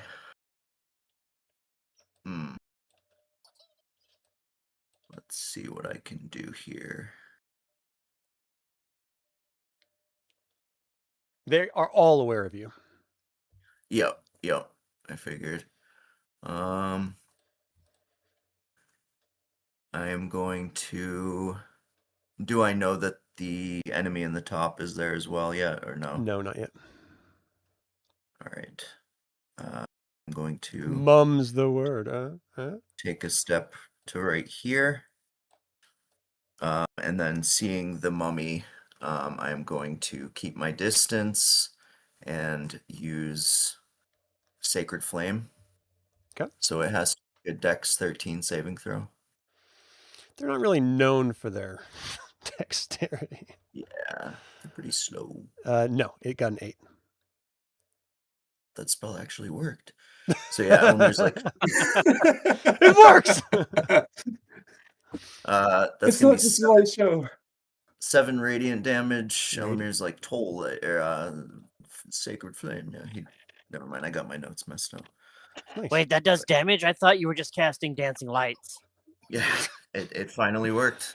This light breaks through the ceiling and pummels down on top of this mummy, and it just barely even moves, as if something smacked it on the head, as the radiance sort of emanates out and then dissipates, and it just sort of turns its dead eyes toward you and just breathes out. You're seeing flies or insects sort of swarming around it and crawling inside of its bandage wrappings and everything. It's pretty gross. Anything else? Nice. That's going to be it. Kithris, you're up. Kithris will move up, seeing that there's a light show happening.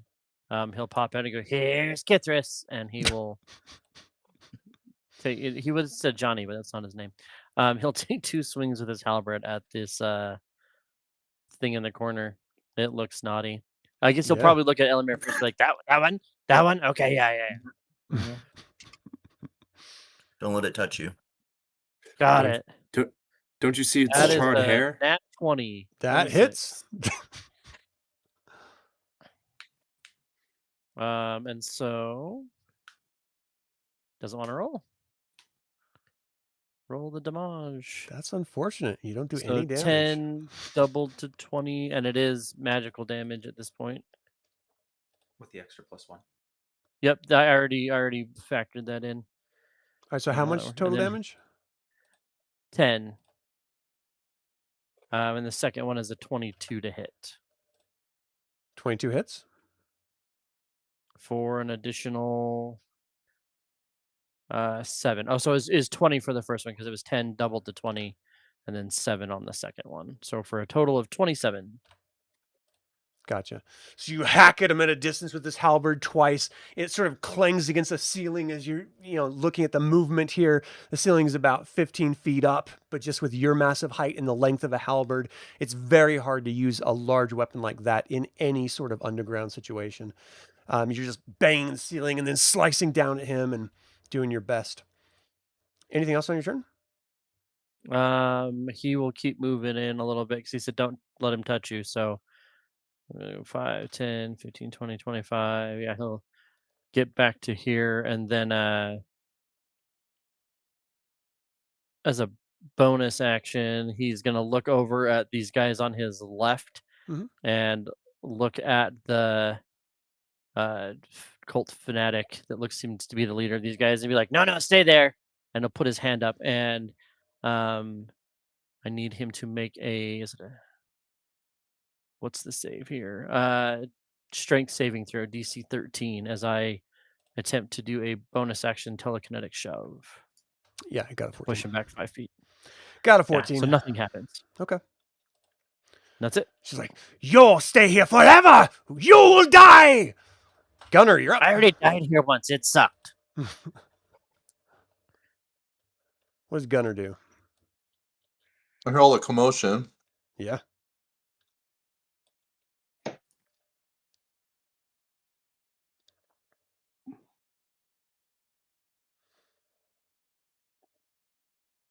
So that's 25. That's 40. I'm gonna take a swing at this cultist here. Okay. So that's cultist. Come on, just start smacking people. That's how I roll. Oh. All right. Oh, I'm gonna roll to hit. Oh, that's gonna hit. It's gonna leave a mark. That hits. Once you take some 12 damage. You stroll in, bring your axe down, and hack into the cultist who falls down to the ground screaming dead. Ah! Oh. All right. I just sit there and laugh. Okay. Kyle walks up. I'm going to guard the northern passage. And he moves up here. Of course you are. I want to take the fun away from you guys. Kyle just run past. What the deuce? Seto, you're up. I can't see shite. It's pitch black. You I do don't see know there's a what's little bit going of on. light emanating from down the hall over in this area. There's some candle light down here. There's Oh, about never mind. 10 If I see candles, so that, it's very light, but it's there. if I see that, excuse me, Elemier. I'm gonna move So that was 5, 10, 15, 20, 25, 30 is right here. And I'm going to... Did I see who was the one that shouted earlier? You did not see who shouted. Okay. Well, I mean, everyone's screaming and talking and fighting all at once. This is all happening simultaneously. the cultist fanatic is going to get two Eldritch blasts to the face. 26 hits. 226. So hold on. Do one at a time so I can do the math here. So the first one was 15 damage, and the second one was 8. Yes. What type of damage is this? Both are going to be psychic. Okay. I have the capability of swapping the damage of my spells between their original and psychic. So you throw the Eldritch blasts at them. They arc past Gunnar, striking the cult fanatic. She screams out, "Ah, Morgan! Your worshipper, your devotee needs your assistance!" All right. Anything else? She's still standing. No, Anything that's else? all. Okay. Garrick, you're up. Okay, well, he'll move to here, seeing that Kyle's protecting the northern corridor. And he'll take his... No one said that there's a mummy there. No one said how many people are in there. You know, you guys just sort of charged in. No one's talking. So he's like, all right, well, I guess I'll go guard this corner. I don't know what's going on there. Okay, the human with no dark vision is going to stand in a dark corridor. That's fine. Well, I did yell, don't let it touch you. So I assume there's probably like... Right. Well, I'm going to take a shot with my heavy crossbow at Cultist C. I mean, it could just be a pervert in the corner for all he knows. Yeah, don't let it touch you. That's an 18 to hit. To hit who again? Cultist C. Okay. Yeah, that hits. So I'm also going to bonus action. I'm going to cast a spell with it, but just do this one. So he takes 12 piercing damage. So it strikes him and he bumps back into his friend and drops down dead. Okay, but as I was firing it, I shouted out towards Chislev to let her darts destroy them, and he casts Hail of Thorns. So is this a power that you're able to do? It's a bonus action spell, Okay. and when you fire my crossbow, basically a bunch of darts come out from it. So it sort of kind of looks like some hawthorns come when he fires it. So they sort of come out of the arrow and it's shatters. Nice. In 5 feet. So all the other two need to make a dex save 13. Okay, let me do the cultist first. Dex. Got a 12. And the fanatic. Excuse me. Dex. Got a 4. So they both failed. And so they both take 7 points of piercing damage. Nice. You call out to Chislev, and she answers with the fury of these thorns as they strike out. You know, they have to bring up their hands to try to cover their faces, screaming out. 7 damage. It's like, ah! All right, anything else, Garrick? So, yeah, well, I've got a second attack, so I'll just cool. fire at the last cultist. Okay, so the heavy crossbow you can fire without having to reload? Yeah, because I've got crossbow expert, so Okay. it gets rid of the reload condition on it. Roll to hit. He's a pro, basically. 15. Yeah. 15 hits. And that does 9 damage. So you pin him back to the wall, and he starts to slide down slowly, dead. Cult fanatic is starting to feel a little lonely. Like, oh, shoot. What is going on? It looks over at Gunnar. You were waiting for someone on Morgan or whatever. It won't matter in 2 seconds.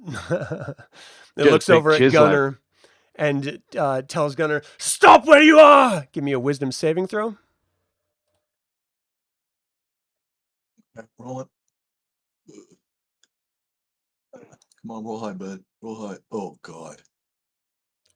a 0. Yeah. All right. So this is hold person. You are paralyzed for 1 full minute with concentration until she decides to stop or is dead for her turn. And then you see a spiritual weapon manifest and appear right back next to Garrick as a bonus action. And so the spiritual weapon is going to be this little triangle that's like between Elemier and Garrick. And the spiritual weapon is going to attack Garrick. So let's see, damage is 1d8 for every slot above 2. And it's just 1d8. So it's just a spell attack, I suppose? Yes, but So 15 to hit spell Garrick? attack. no, that misses. Okay. So the spiritual weapon manifests. It looks like this dirty sickle, this sort of emanating with this sort of sickly green color, swipes by. You sort of duck down as it swipes over your head. And that is the Fanatic's turn. Valeth, you're up. Yeah, I'm going to.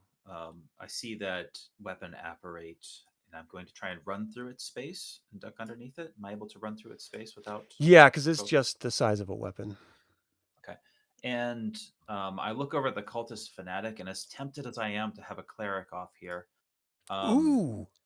I'm going to Priest actually. I know. I'm going to use my channel divinity Nice. to turn undead against this mummy, knowing that it's the greater threat. Yeah. Wisdom save, please. You need to beat a DC 15. 15. I got a 16.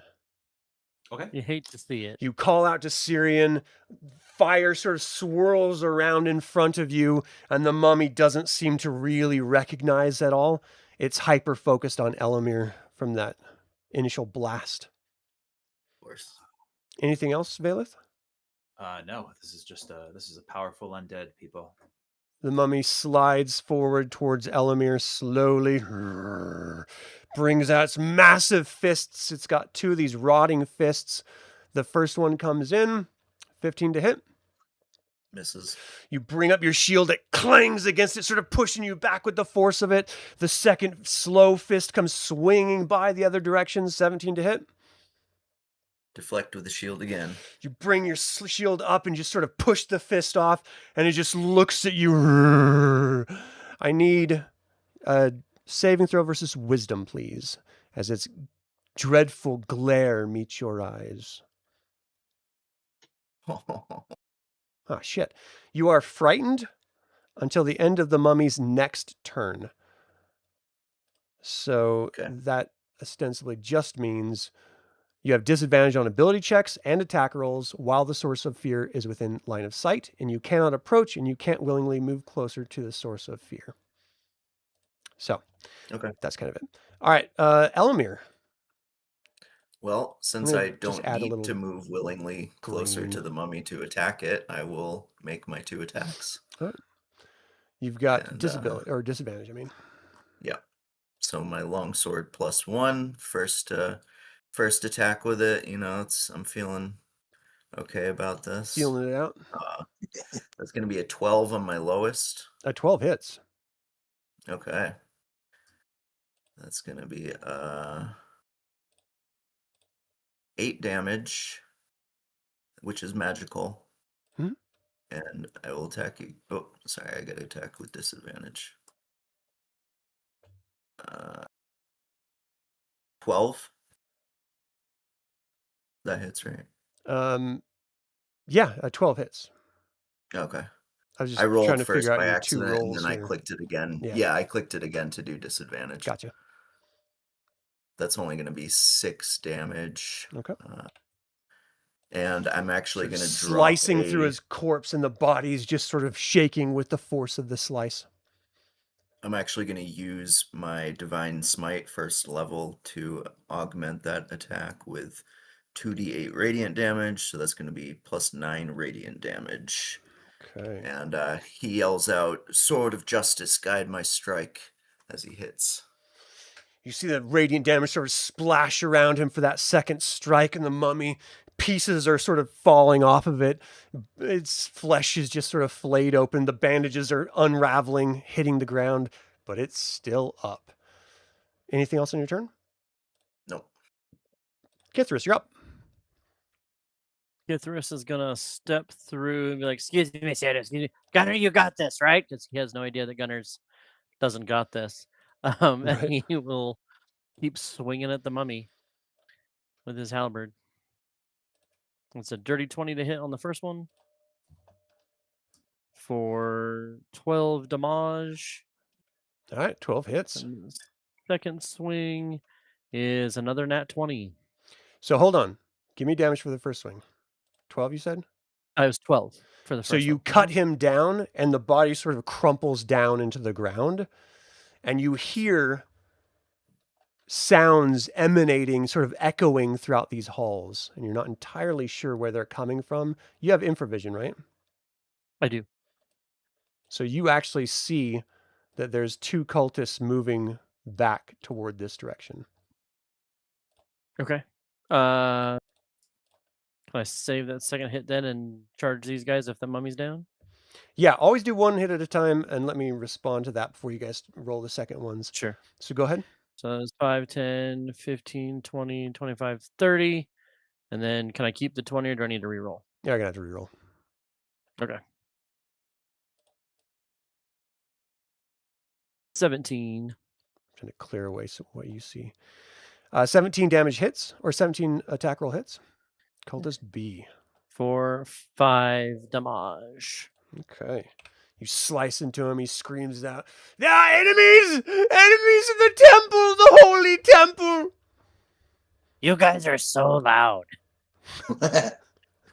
Shut up. Stop whining.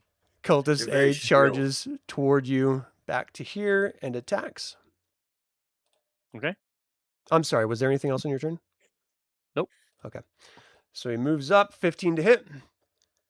That will miss. Brings his sickle around. You lean out of the way. As Gunnar, it is your turn.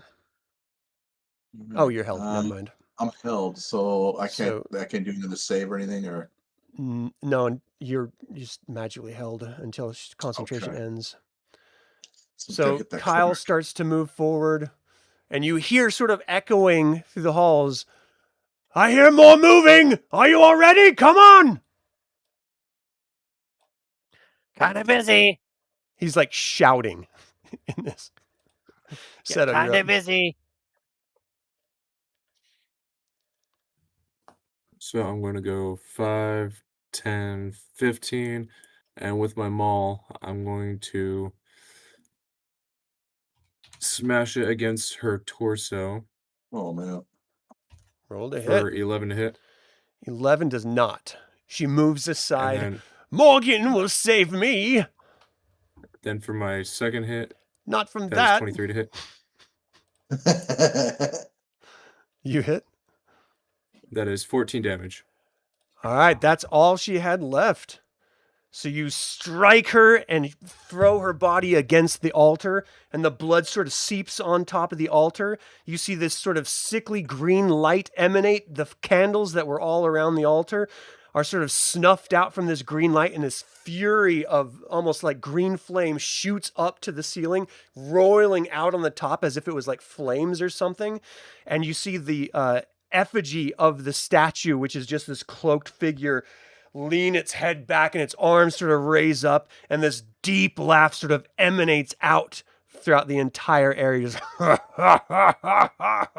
and that echoes back, and it's really, really loud where you are, Kithris. It's a little bit quieter, but there's something in that laugh that makes you think something has been alerted. Gunnar, was that you? Gunnar, you feel your body return was to your not me. control. Anything else, Seto? Is it? I turn to Gunnar. Aren't gargoyles the only ones that are statue-like that can move? Maybe. And that's my turn. All right. Maybe. Should probably have the Paladin come look at this. Cultist B moves forward to attack Kithris with a 7. Kithris, you parry it off with your the shaft of your halberd. These cultists are clearly not trained warriors. Garrick, you're up. Okay, I'm going to run 5, 10, 15, 20, It's about time you 25, get here. What's going on? 30. I'm going to look down this corridor to my right and ahead, see if I can see anything. 'Cause I have my dark vision.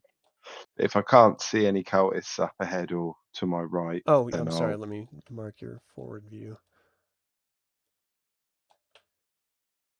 I'll take a shot at cultist B. Okay.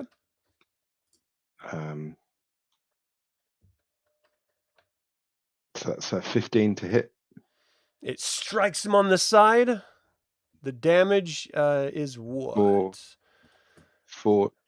Oof. but I've also got a sneak attack because Kithris is in combat with him, isn't he? Yeah. So, and another 4, so that'll be 16 in total.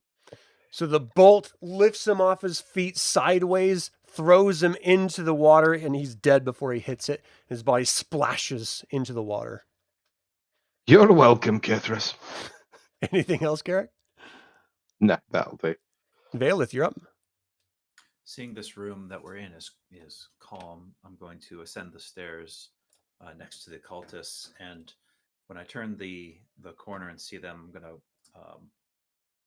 swing out with my mace. He just sort of makes a face. You smack him with your mace. This is going to do both this bludgeoning damage, and then it's also going to have my Divine Strike, which is another 1d8 of damage on top of that. Okay. Nice. So another 5, so a total of, what was that, 8? And that's radiant So you damage. smack him. Blood sort of issues out from his face after he sneered at you and you smacked him with your mace. He's barely standing, knees wobbling, clearly well past bloodied, but still standing. Anything else, Vaelith? I think I'll call it there. All right. Garrick and Kyle see a head poke out from behind the wall as the mummy turns slowly towards them. So that's 5, 10, 15, 20, and moves up to attack Kyle. First with his dreadful glare, Kyle needs to make a wisdom saving throw, DC 11. Where's Kyle? Oh my gosh! Kyle did not make it. Unbelievable. Kyle, your reputation. And then the mummy strikes out at him. There's no way this mummy's going to hit him, right? Okay, with a 9. And then the second attack, a 23. The 23 definitely hits him. The 9 doesn't. He parries off the first blow. After the glare, he sort of shakes his head like, what? The second is 7 damage, which is not a lot for him. However, he is cursed. And of course, you guys remember the mummy's curse is you cannot regain the hit points that you lose from a mummy's hit. Yeah, I remember. So he Thanks. permanently is reduced by 7 thus far. That is the mummy's turn. Elemier, you're up. You hear echoing down the hall, there's another mummy! Do I get any sense from the So statue? he knew of the first mummy. Oh, right. There's a mummy. No, you can't take it This back is not now. a pervert. Do I get any sense from the statue of like if I destroyed it or if I was to put a bag over it or something, like am I able to reduce its potency or anything like that? Give me an insight check, please. Not perception. No, I think insight would be the right roll. That's a natural 1. Oh. No, I mean, it looks like a holy statue, or an unholy statue, as it were. So, it's probably just reacting in some sort of religious, mystical way to the death of its priest. You're not really sure. Okay. All right. Well, hearing that there's another mummy in the hallway, Elemier will move. Let's see. to right here, and he's going to cast Sacred Flame on the mummy again, so Dex 13.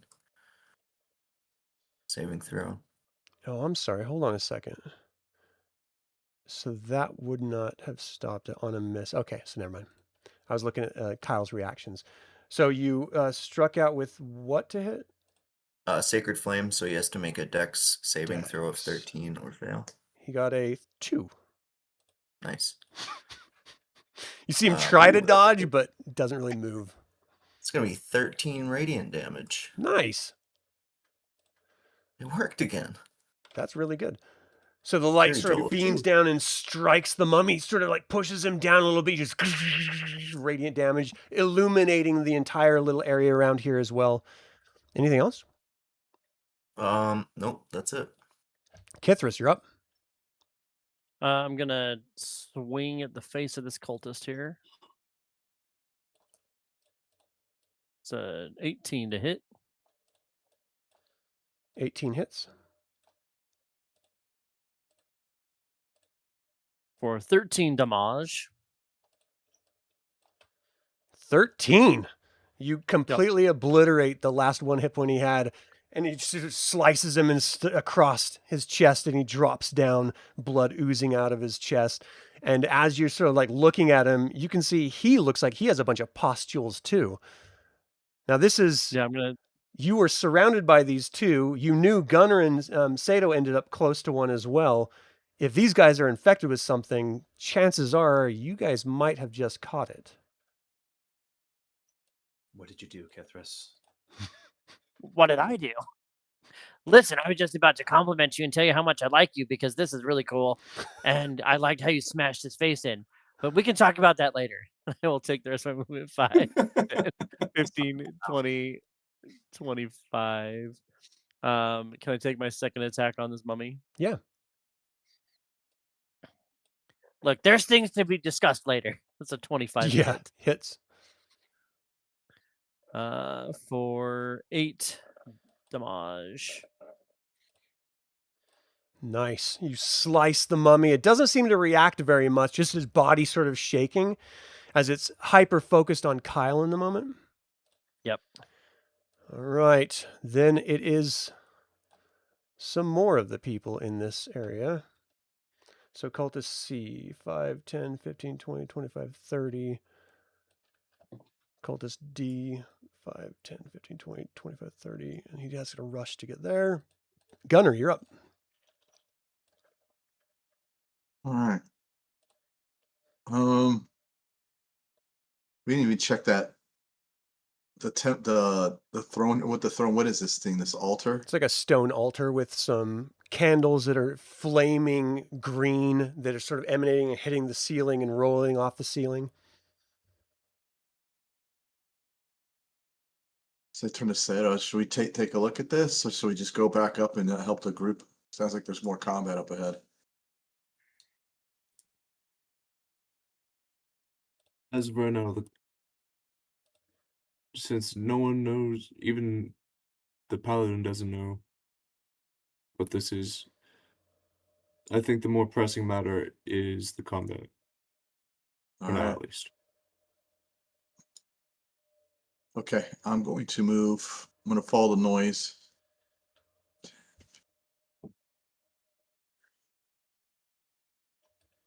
Five, 40. Actually, I'm just going to dash just to get up ahead. Okay. Park it right there. So did you say you had night vision now? Yes. Okay, you remember this I'm area. the only one without.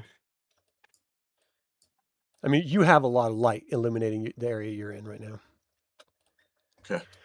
Okay, so Gunnar, you see a very familiar sight up above. You see a mummy down below. Anything else in your turn? No, that's it. All right, Kyle's going to unsheath his longsword, or his greatsword. He holds it up. Esles, Othmithas, Kiri-Jolith, Habakkuk, guide my blade! And he brings it down for 2 massive strokes. The first one hits. He does 17 damage to this mummy. The second one, 29 hits. He does That's a 20 crit. damage, and the mummy 29 was a slices in crit. half and drops down to the ground dead. This Well, sort of you weren't lying about the 2 massive hits. look in his I eye. was really waiting for them to be both whiffs. That was going to be really funny. 2 massive hits, and that's a 1 and a 1. Oh, And he okay. has a tactical bonus action, move up to half the speed straight toward an enemy. You can see it. He does not see the enemy, but he's going to do his regular movement into here because he heard it. And in here, he calls out, "There's more!" What about your third attack, Right. Kyle? Oh, he has 3 attacks. Thank you. He continues his move down. He strikes Cultist D with a 26 to hit, doing 27 damage. Cuts Cultist D down, and he looks back. Oh, and he does actually have additional movement, but he'll stay there. He looks back. "Come on, boys!" Seto, you're I up. look at Garrick and I'm like, the hell does he think we've been doing this entire time? I don't know, mate, but I think all we've got to do is follow the trail of Brown since he's met that mummy. So I'm going to pick up one of the candles to help guide my way in the darkness since I don't have night vision. Do you want to And talk? I'm going to... You sound hurt. Actually, yeah. So as you reach over to grab the candle from the altar itself, give me a Constitution saving throw. Rubber raggy. Don't worry, this can only end well. You feel the flame, or you see the flames, this sort of green flame extend from the candle up your arm and completely encase your body. And you instantly start vomiting uncontrollably onto the ground. You drop down and you feel this almost karmic connection with a past character of yours as you're vomiting openly on the ground below you. And that takes your turn. All right, Cultist Fanatic. Oh, jeez. 25. She cannot see Kyle from there clearly. Cultist E, 5, 10, 15, 20, 25, 30. Have we got a character for a move, Kath?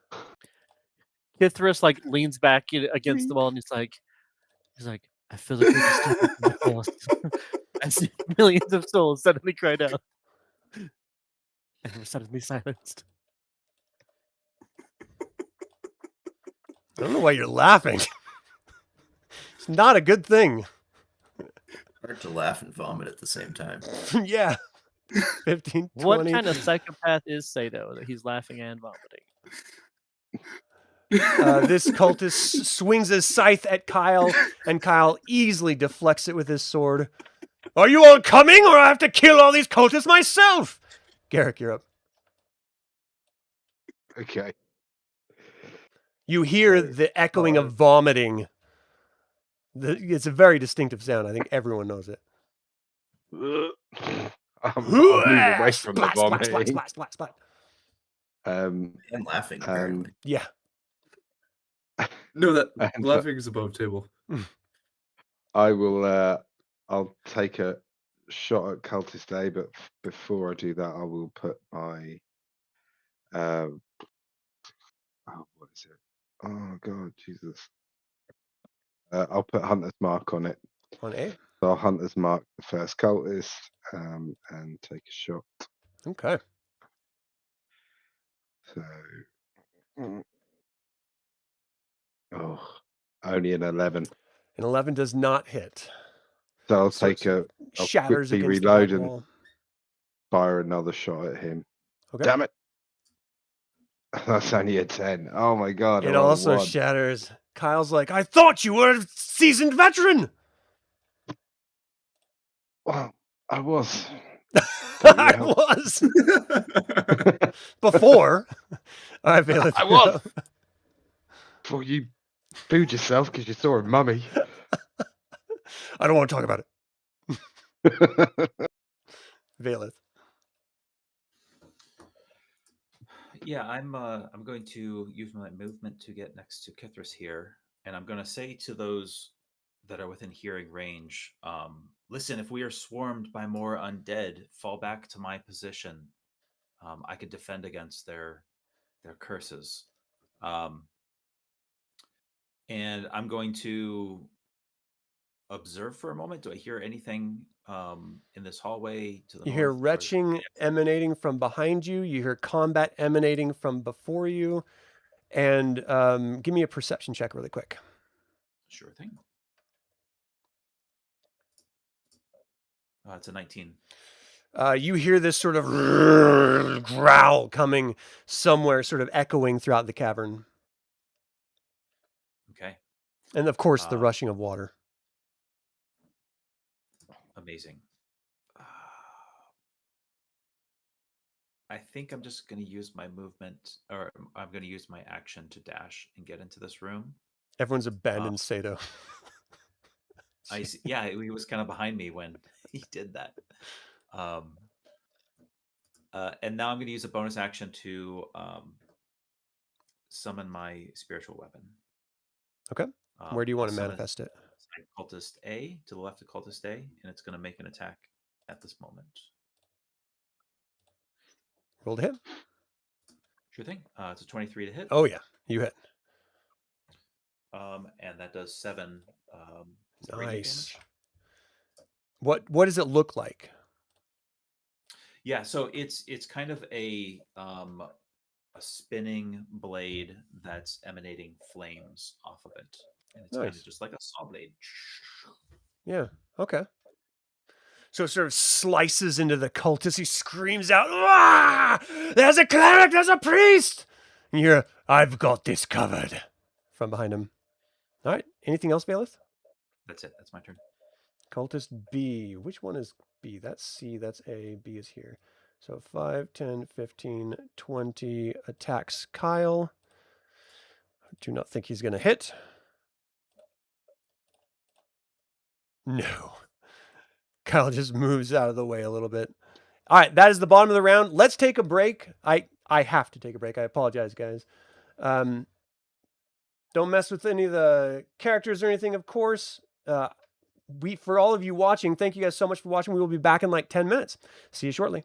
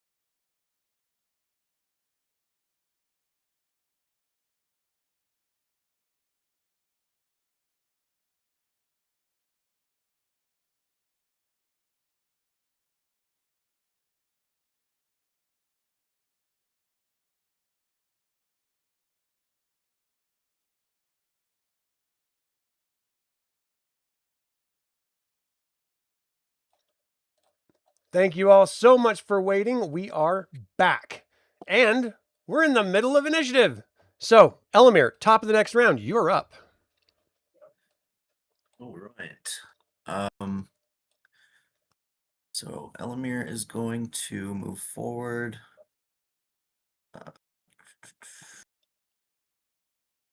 20 feet to up here.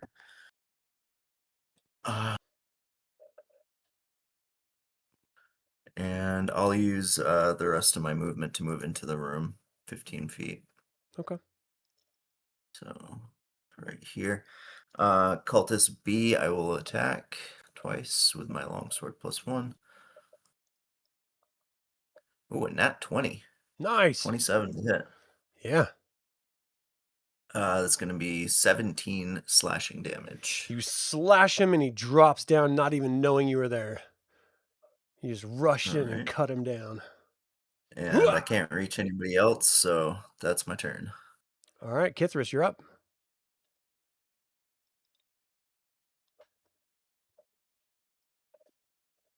Kithris is muted. And then I would hear the same thing as what Valeth was asking, right? Combat in front of me. Not necessarily. retching Give me a behind perception check. Okay. Skills. Combat is very loud, as you all can imagine. Combat is Yeah, and that's all-consuming. kind of all you're Why would I getting. do You know, you think maybe you heard like a hurling or something, but really it's just ah! curses and all sorts of stuff. If that is the case, then he's going to come in here, go 5, 10, 15, 20, 25, 30. And I will take a swipe at the cultist A with my halberd. Okay. And miss, trying not to hit Garrick. Garrick, get out of the... Why are you here? You're in my way. Okay. Who's here first? Again. For 13 for the 13 second hits. Perfect. For 13 damage. Whoa! You cut him down. He only had 2 hit points left, and you just killed him. He drops down, cursing you. Morgan will take your soul. Anything else? Perfect. And I don't. No, I don't have any fun bonus actions right this second, so we will just call it there. All right. Cultist C is going to step forward 1 and attack Kyle. And miss. Kyle blocks it effortlessly. Gunnar, you're up. All right. Is that really a Minotaur of... Is it really? ahead? Give me a perception check. You're supposed to See, because I actually don't think you can see him from where you are with that. Well, you might be able to spy the corner of him. Give me a perception check. Find it. Where are you? I just had you right here. Well, roll good. Eesh, nope. Maybe. No, yeah, you can't see him. With a 7, you're not even sure you hear anything coming from him. You're just getting the sound of combat echoing in these hollow caverns. Okay, that's okay. And that's below me. I mean, it's bouncing off all the walls, so it sounds like it's all around you. It's just... Oh. Okay. Well, I would see the group eventually go in that area. Oh yeah. Yeah. Okay.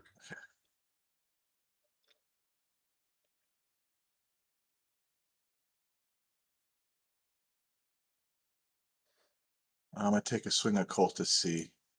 Okay. You hear the priest call out, "Draw them in! Back up!" It's gonna hit 18. Oh yeah. It takes 11 damage. You cut him down with your axe. He just screams out, "Ah!" Shoot. Let's see where did I move? So you went 5, 10, 15, 20, 25, 30, 35. I'm gonna javelin. Cultist? Yes. Okay. Maybe. Yeah. 16 hit? Yeah. All right. When you take 10 damage? You throw it, it strikes him. He falls back from the force of it, dead. All right, that's my move in attacks. Kyle pats you on the back. Great job. Looks like we cleared them all out. So, what now?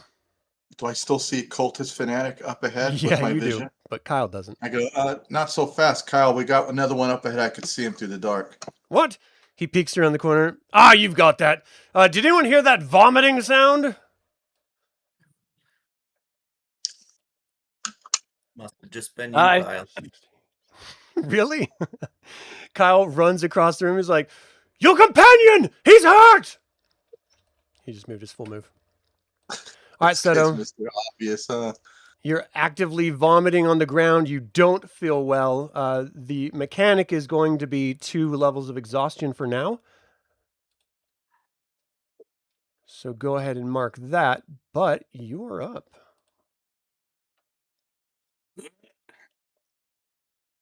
5, 10, 15, 20. It's like, what happened to you? Are you okay?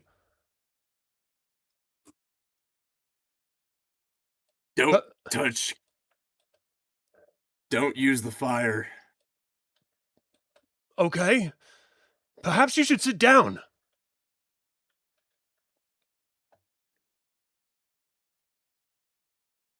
Is there anything else on your turn? Nope, that is all. I used all my movement, and it got me there. All right, the cultist takes. He's gonna cast first. We're gonna do hold person again. Give me a wisdom saving throw, Gunnar. Oh, come on. Make it.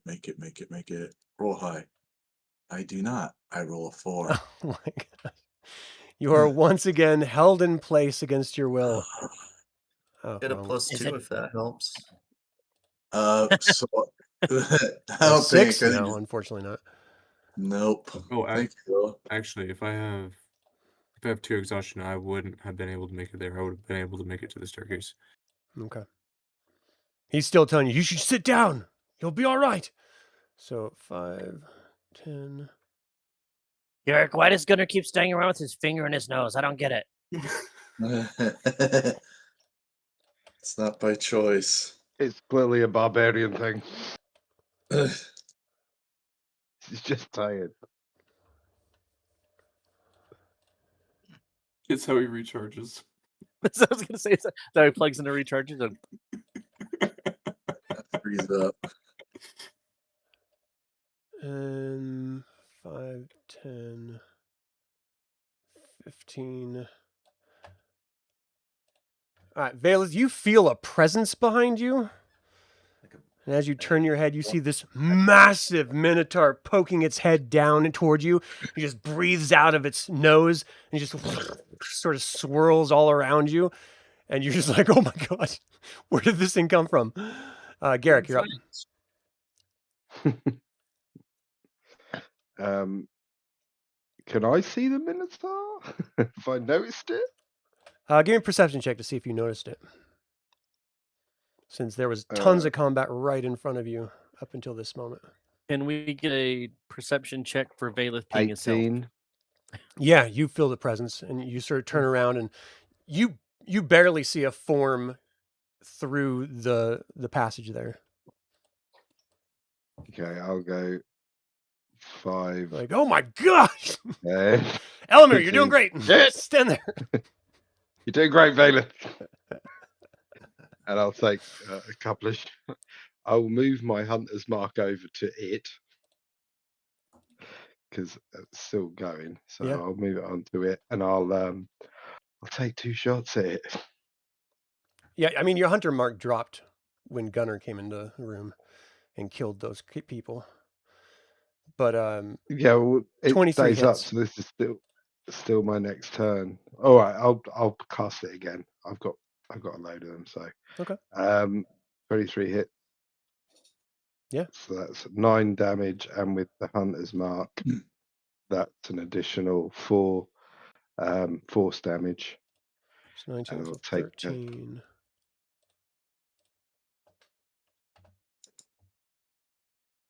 Okay. Anything else? I'll take another shot. So that's 25 to hit, 25 hits. and that does 10 piercing damage and 5 force damage. And that'll be my But you turn. both stick into him. He just sort of grunts a little bit, but doesn't really say anything other than that. And that's the Okay, end yeah. of your turn.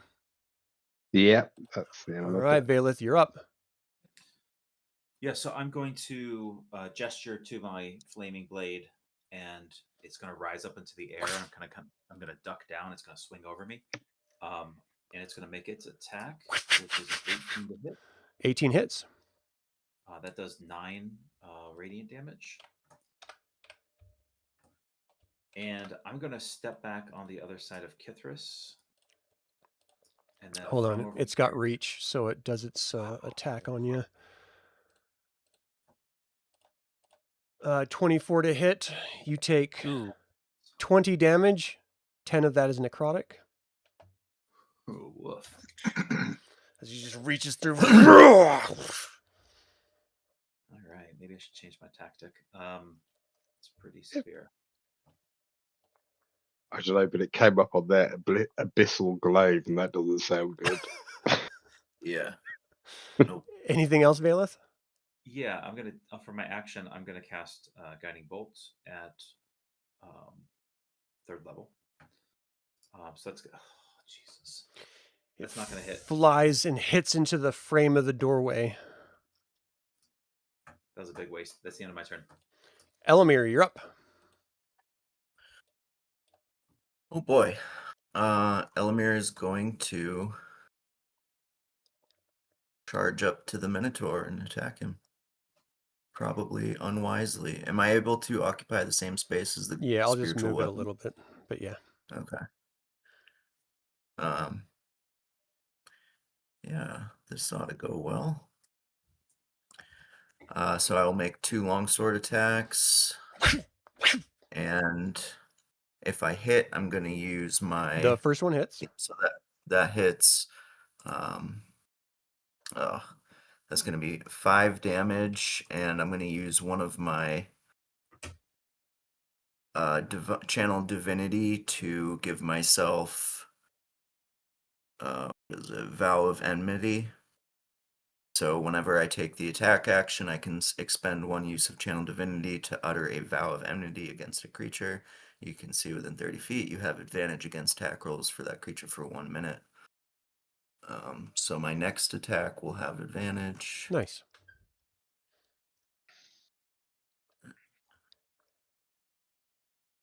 Ooh, that's a natural 20. Nice. So that's going to be Yeah, that 10 was damage. just low roll on that. And because it's a natural 20, I'm also going to drop a divine smite into it. Hold on. Which will also. Does that take a reaction or something? It's something I can use if I hit a creature. It's a spell slot. Okay. But it doesn't require me to cast the spell. But it doesn't require a reaction or a bonus action or anything? Nope. Okay. But it will be crit damage. So that's why I use it. Which is going to be 20 radiant damage. Nice. So you smack him, and you just feel the power of Kiri-Jolith flowing through you as it strikes this Minotaur, and he screams out, and the sound echoes. Kyle's like, "What the deuce? There's something else here."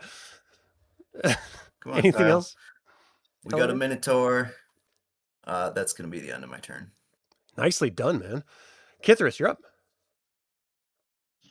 So Kithris is looking around at everyone running around and moving. He's like, what is going on? Holy mother of Minotaur!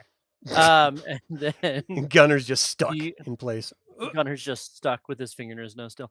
I would like to use my Draconic Door, which is like I get to use it as a bonus action. It lets me dimension door myself 60 feet. That you can see, right? I'm not sure if it's right, because dimension door specifically says like it's something I can do if I know where I'm going, if I can describe it, like 40 feet up, 30 feet down, whatever it is. So if it's something I need to see, then I'm not going to do that. That's it, because that was kind of an us mechanic. I'm looking, yeah. Give me Yeah. 1 second. Place. It can be a place you can see, one you visualize, or one you can describe. So yeah, as long as you've been there, this encounter, then you can get there. Right. So what I would like to do is I would like to basically pop back over here where I was before. Okay. In this previous room. So Kithris will 5, 10, 15, 20, 25, 30, 35, 40. Yep, pop back over to here. And then does that put me 30 feet from him? It does. And then I will be like, hey, Stinky. And then you see him take a deep breath and I am going to unleash one of my breath weapons in a 30-foot line straight at him. So he needs to make a dex save. What am I looking to 13. roll? Dex 13. He does not make it. Sweet. And so you see he takes all of 7 fire damage as a line of fire erupts out of Kithris's The mouth. flames sort of erupt around him. Elemier, you duck down a little bit just as the sort of wash of it hitting him rolls off both sides and up above and below him. Nicely. Anything else? Then he'll look over at Kyle and Seto and be like, oh, he's puking? Oh. Your companion's hurt! Look at him! Yeah, I can hear the retching, but I didn't know where it's coming from. You all abandoned your friend! Come on now, help him! I wouldn't touch him. Kithris is going to stay where he's at because he remembers what has happened before. Anything else on your turn? Nope. That's it. All right, Gunnar, we're skipping. Kyle, he doesn't have any heals or anything like that. He's like, I'm not going to abandon your friend. I will stay here and guard him. Go take care of what you need to. Someone yelled about a Minotaur? Yeah, it's right there. We need Valeth. We got to kill this thing. Seto, you're up. Kyle's just Okay, like, so stay where you 5, are. What are you 10, doing? 15. Actually, In this party, we fight to the 5, last 10, 15. And He's like, I'm trying to help you. Sit down. understand. But there's a Minotaur, so to speak. There are many Minotaurs in this world. There's only one you. We need you.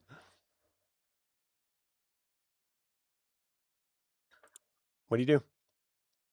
I am going to Bless you.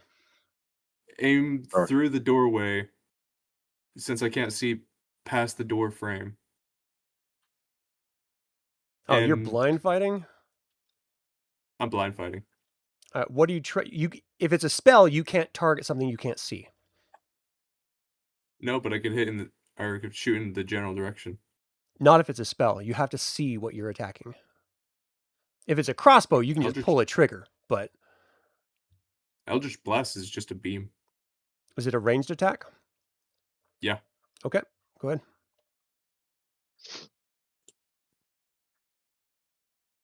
That's a natural 20. Luck is on your side. You throw your first Eldritch Blast. You hear it hit something. What's the damage?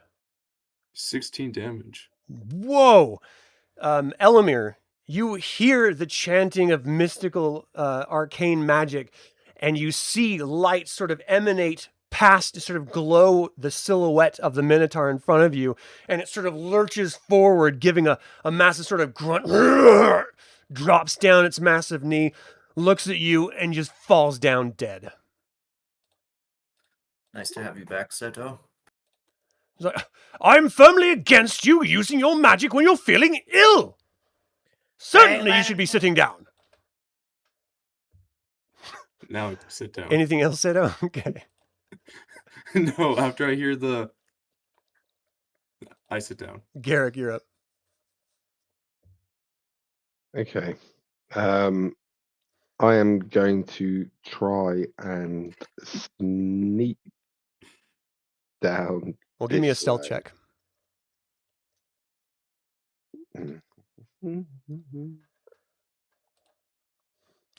As soon as you get in that tunnel, 11. As soon as you get in the tunnel, the smell of death and decay hits your nose violently. It is potent. Oof. I'll probably hold here as I go. Okay. Valeth, Yeah, I ain't going down it. Yeah, so I will see respond to his upturned nose, and I'm going to move past. As soon as you walk in, it just hits you, and you see a room full of corpses in front of you. They've been doing sacrifices here. I'm going to look to the south. Give me 1 second as I open it up. Very good. And I'm going to draw my spiritual weapon closer to me, 20 feet. And 10, 15, 20. I'm going to take 2 more steps to the south, and I'm going to hold an attack action. What's the trigger you're looking at here? If an opponent gets within 5 feet of me, then I will. Gotcha. I'll hit them with my mace. Okay. Elemier, you're up. Right. I will make my way over to Seto and kind of just do a medical inspection to see if this is something like poison that I can heal or what's going on. Does this include you touching him? No. So on visual inspection, you're seeing pustules on his skin, and it looks like it's spreading up his neck. Okay. So I have multiple ways to approach this. I do have protection from poison, which cures poison as well as ends the condition, damage and stuff like that. And I also, if I do lay on hands for 5, I can also cure poisoned as well. So does this look like poison, or is this something different? I mean, it looks like it's a disease, yeah. So it could be spread like a poison. It could be magical in nature. I mean, you're not sure. Just with a visual inspection, it's hard to tell. Right. That's tough situation then. We are still in combat, so I need you to make a choice here. Okay, I will. Yeah, I'll try to do lay on hands for 5 to see if it purifies the situation. Okay, as you lay your hands on him, give me a wisdom saving throw, please. Yep, I was afraid that would happen.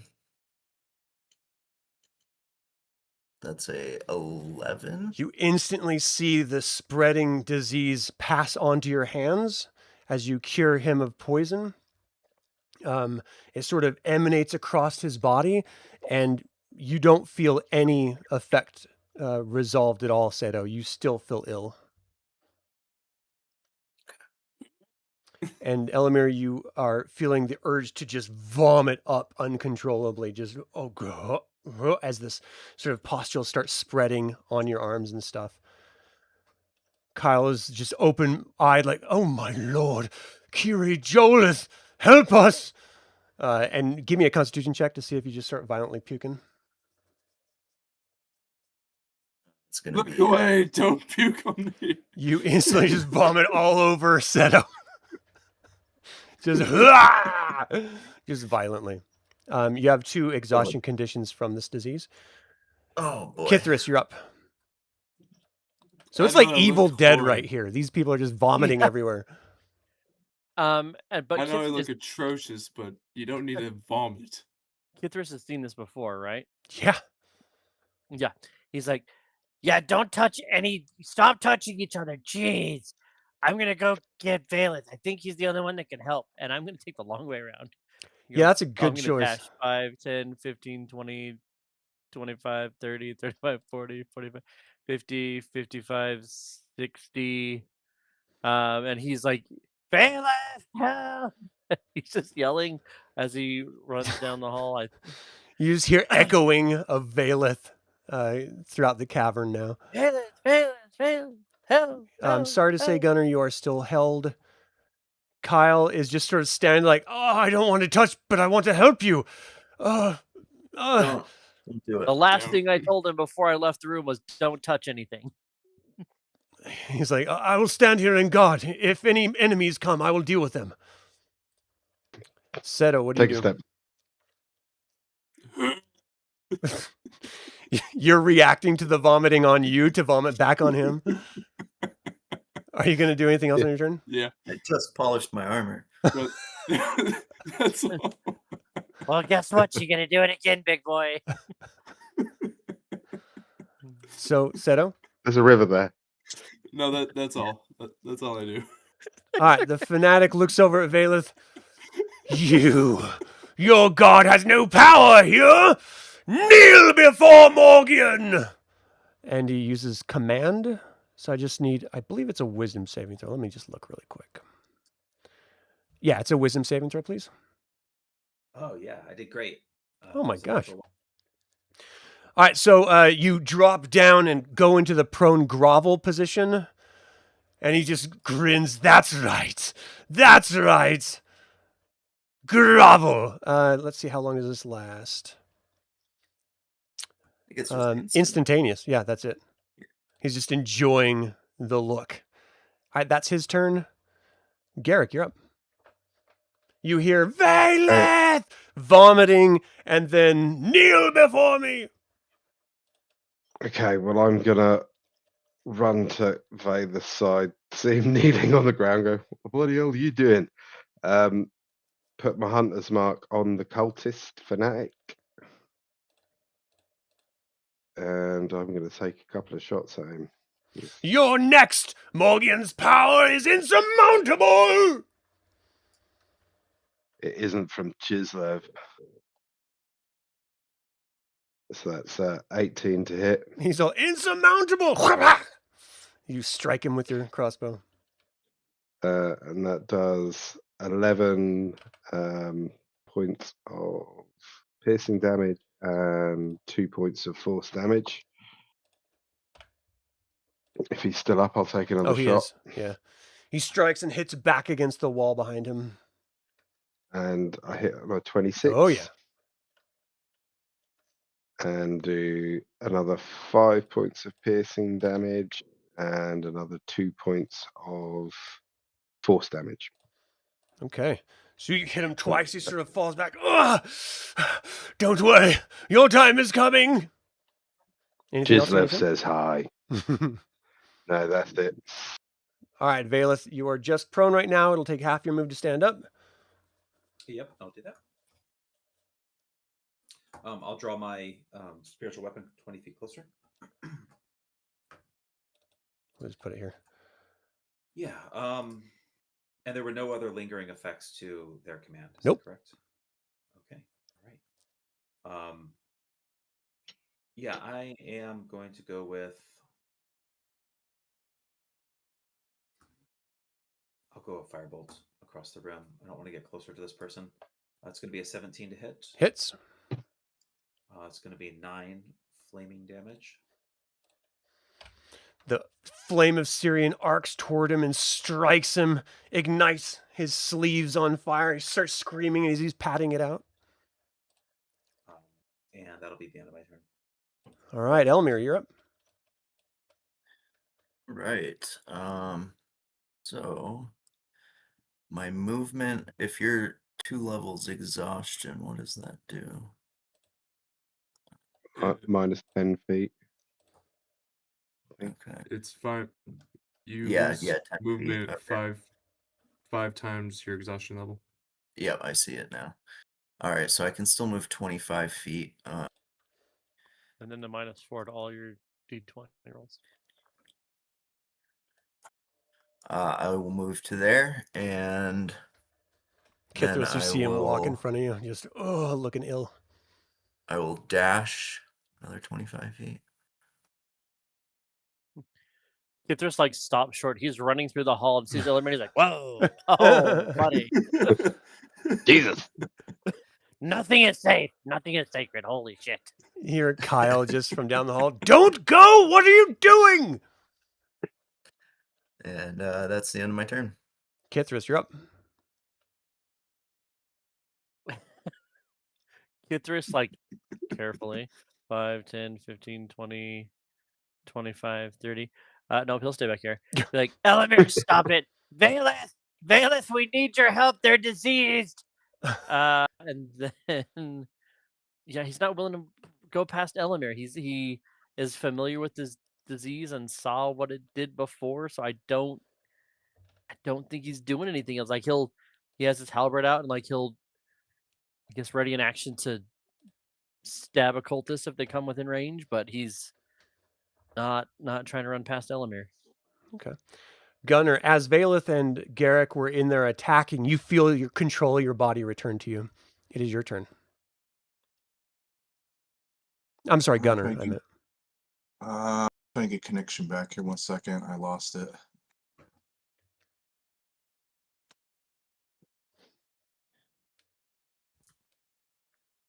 I got it. Kyle's after you, so he's just going to move up to the hallway here. Get your friend to come back over here. Yeah, I'm working on it. You just move Like, down the hall and just race toward this Yeah. guy, you son of a... So Does Gunnar, 14 hit? you bring your axe up. It does. You bury it into this cultist fanatic. Take 12. Cuts him. He's well past blood. He sort of hits the back wall, but he's still up. One more attack. That's going to hit. You bring the axe in 10 more. and take his head as his body drops down to the ground. Oh, he always comes in and takes a glory shot. Of course. As the body drops Eat. down, you see the candles on the altar flame up, roil across the sky. The statue sort of half comes alive and calls out. You hear this massive sound, almost like a deep laughter echoing, sort of rumbling the entire ruins underground here. All right, we are out of initiative. Kithris will keep like not wanting to pass Elemier, like, so he's like dancing back and forth at this point. He's like, Valeth, get out here. Valeth. We need some assistance in here. Seto, I swear to God, if you stand up. Valeth, Elemier, stay down. Valeth. Yeah, I get to this doorway and I look over Elemier and I say, "This person's not wounded. This is a disease. Yeah. Stay back." So give me an insight check, Valeth. Sure. It's a 16. So, to be quite fair, disease is not a thing in 5th edition. They have poisons, they have conditions, but they don't actually have any disease at all. So this is something that you have never personally dealt with, but you know that if you could perform a ritual over them on behalf, from Syrian, that any cleric who performs a ritual could probably rid this individual of this disease. It'd be 10 minutes and a whole, performance from your god, but you're pretty sure that you could take care of it. Yeah, I will say, those who haven't been infected, get out of this room. Bring me those who are, who've shown symptoms. He can walk. I will. Seto, Seto, get in. Seto, get in there. stumble in there and Kithris try gonna, not to vomit. I will. Kithris will cast What is going on with his these? mage hand that's like pushing Seto forward, like trying to steady him as he's like, No, keep going. Don't stop. I swear. if The you stop, mage hand Seto, is like, no. going. Why does my mage have hand pustules? This is gross. I'll wrap cloths around my nose and my mouth. STD, spiritually transmitted disease. Yeah. Gunnar, do you stay there? I do not. Okay. I do not. Nope, I'm out. All right. So can you give us a brief description of what this ritual might look like? Yeah, so pulling some foreign herbs and so on from my cloak, I set up a small bowl and I start to light, and then I smolder these herbs in there, and it's giving a very a very, it seems like a toxic kind of smell. It's abrasive, it's callous, and to each of them, I'm kind of saying a prayer, and then I'm using this this smoldering brazier underneath their noses to make them inhale something that Right. your body wants to reject. I continue calling out to Syrian to cleanse their bodies and heal their wounds and reverse this poison condition. This might be the first time you're feeling like there's a resistance from Syrian, from your god. It does feel like he's trying to help as best as he can, but it seems like something is in the way, almost like you're trying to have a conversation with someone on the other side of a wall, for example. Like there's something trying to stop him from helping, but you are able to get through the ritual ultimately. And Seto and Elemier, while you still see the pustules, you can tell that it's no longer affecting you, but you are a carrier, so you could spread it to other people. But you do not feel the effects of it any longer. I'll say to them, it seems as we are in this cursed place, the power here of this corruption is greater. We need to be out of here as fast as we can. Otherwise, this might not be fully reversible. I have a feeling that it could be coming from the statues, but I don't have an idea of what to do about it yet. So give me another insight check now that you've sort of been sitting here and just being cured through this ritual, and you actually have time to think outside of combat and stuff. Insight from me or who's doing I'm that? sorry, from Elemier. And Valeth, you as well. I got a 6. Yeah, the sickness touched is the just candle. bothering you. Valeth, you're pretty sure if you guys use holy water, you could probably, and then of course destroyed the statues, you could probably rid this area of this disease. Interesting. I have holy water I do not. and oil. I have them all. Well, in that case, Elemier will make his way over to each of the statues and perform a ritual with his holy water and oil and kind of anoint them. And if we can maybe blast them with a eldritch blast or something afterwards, that might do the trick. Yeah, it takes a little bit of Just gonna time, but through your produce flame and light 'em on purification fire. ritual, it does actually diminish the power. Valeth, you actually feel the strength of your deity actually infinitely more crystal clear now after that. And then it'll just take a little bit of time, but you guys can destroy the statues. The temple's power is weakening. I wanted to do that last time, but we never got a chance. Yeah, I remember. So once this is all done and we all kind of gather back up, I'm like, okay, Garrick, I was pretty sure I was dead by this point last time. So where do we go? We go straight up, and I think you died in there actually when you came Yeah, out. I remember dying in the water. Yeah. Yeah. It's very Good poetic. time. I was trying to save my mom. Why you got to be a dick like that? Like, No, it really was. oh, okay. He's like, I'm being serious. As they're walking off, I'm lighting a torch so I could see. Nice. I'm assuming that Elemier and Seto still have their exhaustion levels, or no? No. You're just a carrier is all. Okay, awesome. All right, so as you guys approach, you see stairs leading up in front of you. You see the water stretching to the left and right. I think the hag's place was to the right. That was where it was last time.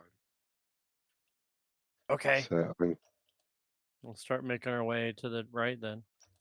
Wait, where's Kyle? Here he is. Doo-doo-doo. Calm down, Kyle. I've got this. You stay back. And you guys hear piercing through the night, "You'll never stop us!" as this single cultist charges towards you in initiative.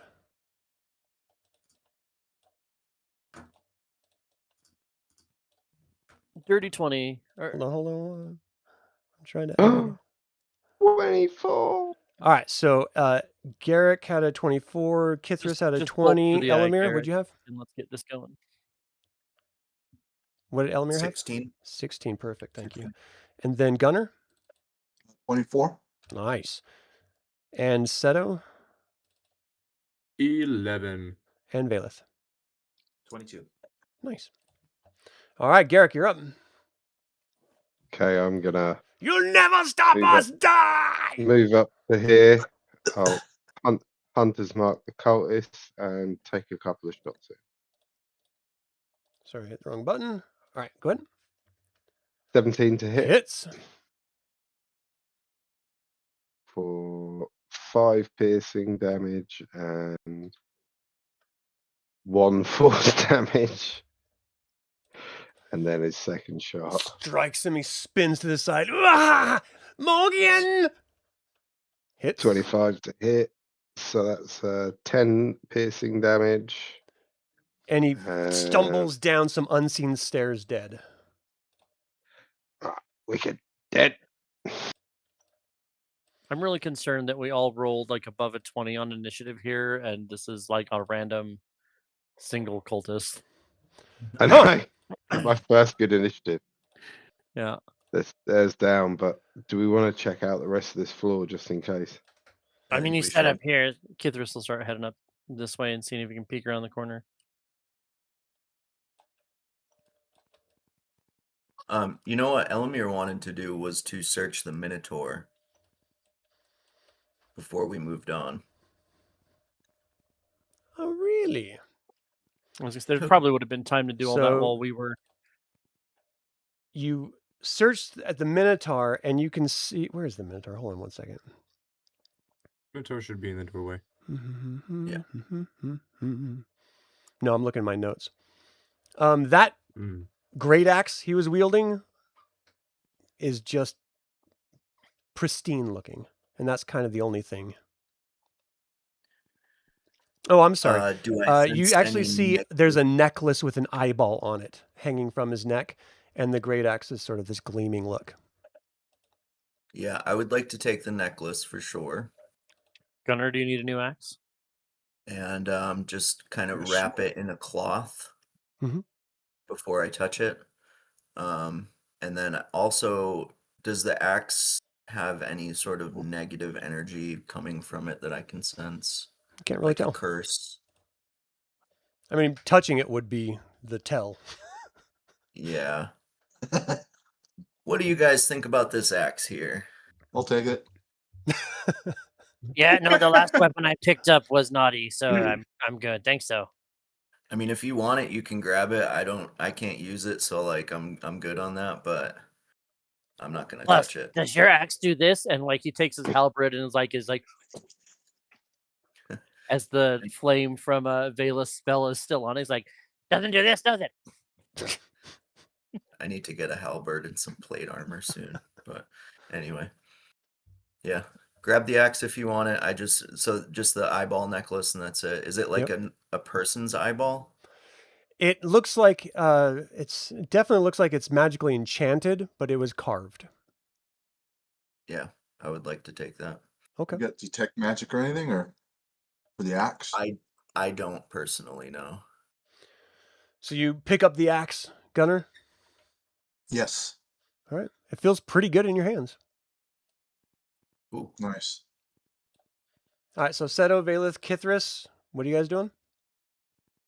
I'm trying to sneak around the corner here, following this river along. You see a big water sort of well bubbling up and over, causing the water to sort of create this river effect.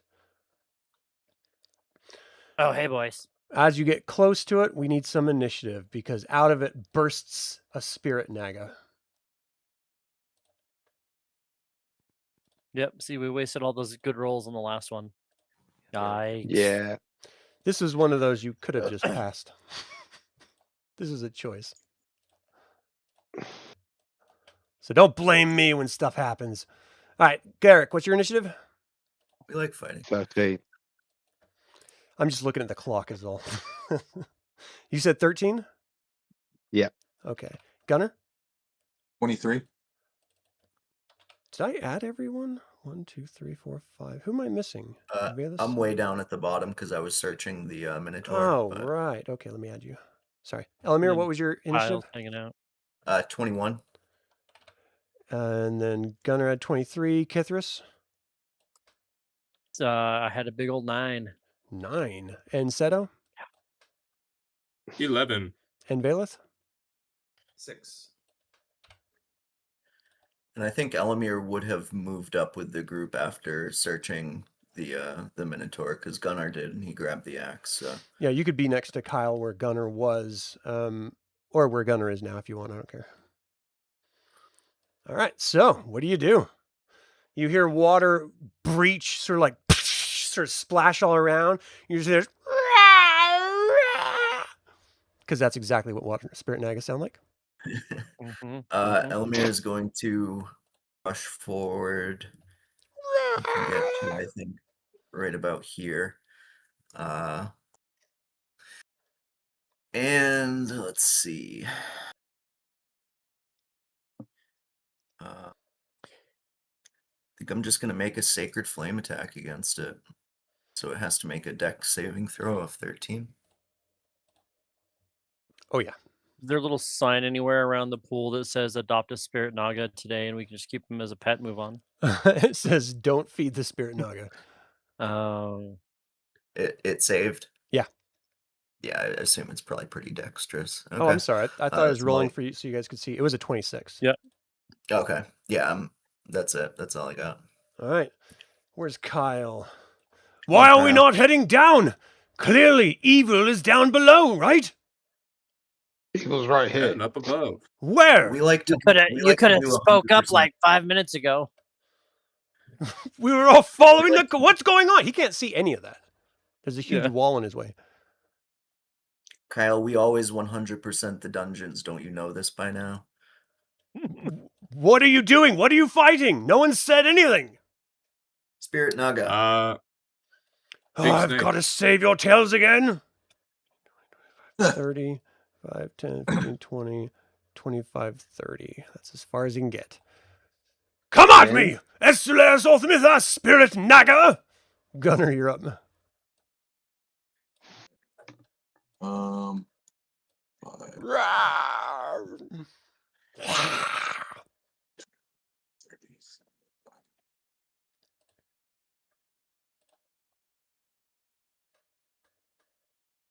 15. 15 to hit, misses. It moves its massive snake form out of the way of your swing. Just whoo! That's gonna hit. How big is this thing? 23 hits. It's huge. I mean, it's a very large creature. I mean, technically, it's large. So Ooh. Takes up 4 squares. You can't see that? 11. 11. What kind of damage is this? Just normal axe damage. Sorry, I don't know why I rolled that. Right. 17. So 11 damage. What else? Yes. That's it. Just I did my second attack. So Screeches out. It let's see. What is it going to do? It's got all sorts of things it can do. That sounds promising. You know what? Yeah. You know what it's going to do? It's You gonna guys are in a retreat, pretty take a good nap. line right there. It's going to do a lightning bolt hitting Gunnar, Kithris, and Elemier. Oh. Yeah. That's rude. Why not? So Okay. I need you guys to give me a dex save. Kithris, you get +2. 16. 16 does it. You take half damage. Elemier takes Seven. full damage. Gunnar takes half damage. So it is 96. Oh, Lord. 38 damage is full damage. 16 is what is that? That's 15, 16, 17 is half. So it whispers these words of magic. A lightning bolt manifests and strikes out, blinding everyone momentarily as the lightning bolt's light just sort of flashes. And then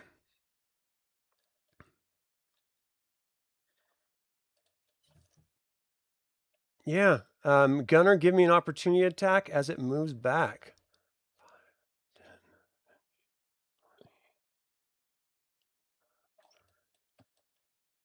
I'm gonna miss.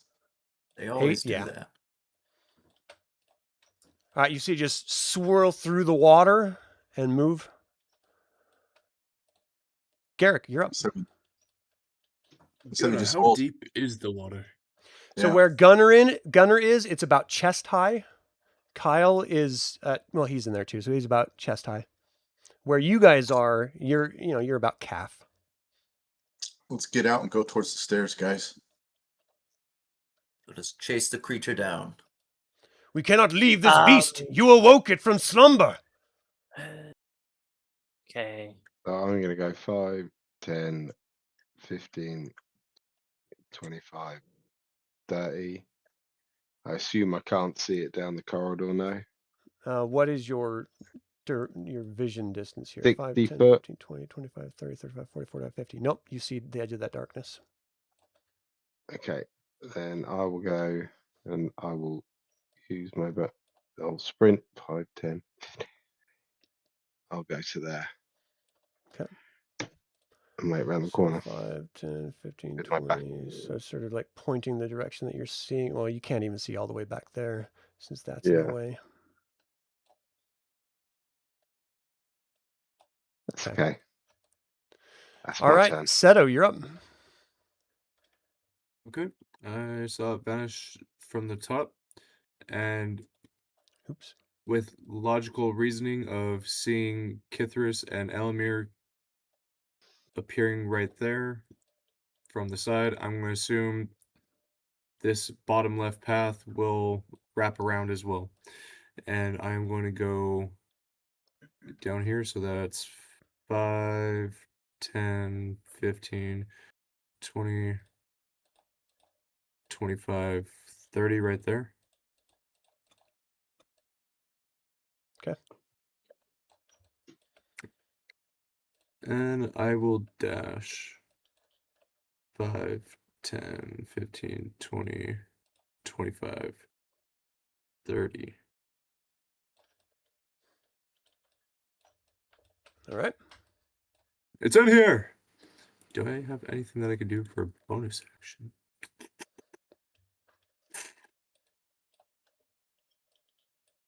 Quickly. Spells. Oh, We're on a timetable, could so do you that. got to be quick. so I'm going to cast Chains of Conviction, or Chain of Conviction. You hurl a need to do- spectral yeah. barbed.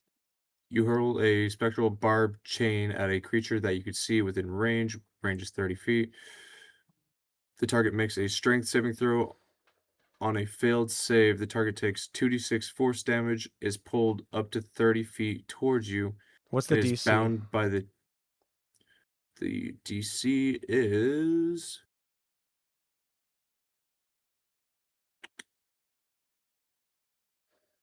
Doesn't say. It's your casting DC. Oh, 16. Okay, it got a 19, so it's saved. Anything else on your turn? On success, the target takes half as much damage. Okay. So 6. What type of So it damage? takes 10. Force. Oh, that was Kithris's damage I just saw. Force damage. Okay. It takes 10 force. Anything else? Nope, that's all. Kithris, you're up. Kithris is going to bonus action second wind, get back 13 HP. It'll let it move 15 feet, 5, 10, 15, without provoking opportunity attacks. And you go 5, 10, 15, 20, 25, 30. From there, he is going to conjure a produce flame in his hand and throw it at the spirit naga. All right, Actually, I roll to can't hit. do that because I used Right, your bonus. Never mind, because I used my bonus action Yeah. to second wind. So he will just stay there and ready his halberd if the spirit naga gets in range. I see it. All right. I mean, That's with it. using your move and your sprint, you don't really have an action because that was your extra move, right? No, I get 15 feet when I use second wind, like as Gotcha. a Okay. tactical shift. Valeth, you're Yeah. up. I'm going to run up here between Garrick and Kithris. That's Mhm. going to include my. Can't hear you. Cannot hear me. I can hear you. It's just quiet. Okay, sorry. Yeah, so I'm going to dash up to that point. That's going to be my movement and my action. End of my turn. Okay. Elemier, you're up. Right. Elemier is going to move 35 feet to here, and he's going to use a second level cure wounds on himself. So he is going to heal. Not very good roll, but 14. Nice. Okay. And that'll be it. Kyle. So 5, 10, 15, 20, 25, 30, 5, 10, 15, 20, 25, 30. It's in here, people! What are you doing out there? Gunnar, you're up.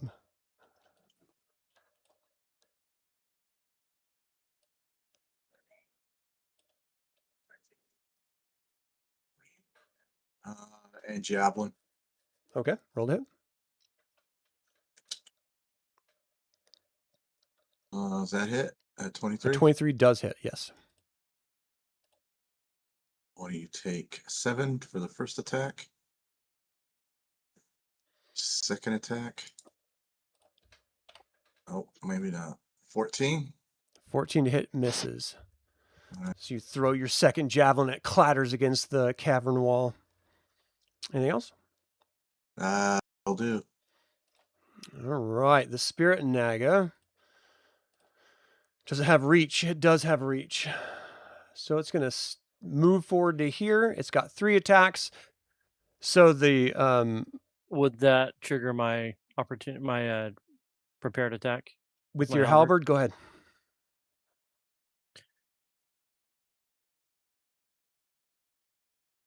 Uh, 16. 16 to hit. That does not hit. Okay. So it moves forward to attack. It's going to do 2 attacks on Kithris, 1 on Gunnar. These bites are coming down as it's moving forward, just striking. 26 to hit. Jeez. You take 21 damage. 14 of that is poison. Lord. The second attack for Kithris is 14 to hit. That'll miss. It goes for its first attack, or its only attack on Gunnar. Gunnar, you parry off the massive bite as this massive creature is just sort of floating over everyone here. Garrick, you're up. Okay, I'm gonna shift to here. Hunter's Market. And take 2 shots. All right. So first one's only an 11, so I imagine Flies that past him into the darkness. the second one is the same, 11 again. So not good. So then I'm gonna finish my move to here. Getting out Get out of of the his way. line of sight. I remember the lightning bolt.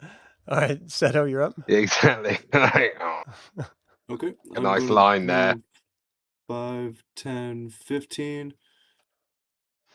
And I'm going to hit it with my maul. All right, roll to hit. 14 That is misses. 14. It slithers out of the And way. then for my second attack, that is 27 to hit That hits. for 9 damage. All right. It is not bloodied yet. You strike it. It sort of hisses and looms up over you. Kithris, you're up. Kithris is going to swing his halberd twice. 14 for misses. the first one. And then a 20 for the Hits. second one. For 10 damage. And Slice it is across its magical belly. slashing. That's And then I think that'll be it. I don't think any of my bonus actions are going to be useful. Valeth, you're up. Yeah, I'm going to call out with a word of radiance. Never mind. I'm going to do a firebolt. That's going to be a 17 to hit. That's what you need. You hit. Okay, that does 18 fire damage. Oof. End of my turn. It is bloodied. Elemier, you're up. All right. Elemier is going to use all of his 70 feet of movement to run down this way and get up to right here. All right. That's all I got. Kyle's going to rush forward, hold up his greatsword. Estileris Othmithas, die, beast! And strikes out with his first attack and misses. His second attack misses. Oof. He's like shakes Kyle. hits the pummel. Like, what is going on? Goes for his third attack. Strikes true. He does 17 damage to the creature. It shrieks out. And with the bonus action, the warrior moves up to its speed straight towards an enemy. It's already done that. Counterattack, reaction. The warrior's hit on a miss. The warrior can make a great sort of long time. Okay, so nope. All right, that's his turn. Gunnar, you're up. All right. I'm going to move up. I want to make an attack. All right. Oh, nice. There you go. Hit. I'm just going to roll for damage on that. Yeah. 21. Nice. You hack into it and you have to yank it out as it sort of like rears back and it pulls you up a little bit. Second attack. 15. That misses. All right, the Spirit Naga. All right, so if it does another lightning bolt, you can actually angle it to hit Gunnar, Kithris, and Valeth. So that is what it's going to do. Whispers out words. Everyone is blinded momentarily as the strike of the thunderbolt blasts out. And then Gunnar, Kithris, and Valeth, give me your dexterity saving throws, please. You made it, Valeth? Kithris did not. Kithris will be napping now. And Gunnar did not. All right, so it is 96. 1, 2, 3, 4, 5, 6, 7, 8, 9. Wow, only 24. So Kithris and Gunnar take 24. Valeth, you take 12. As the lightning bolt strikes out and strikes the far wall, you see this of rock exploding. Let's see what else. All right, that's it. Garrick, you're up. Okay, well, I'm now going to go, well, that was a good idea.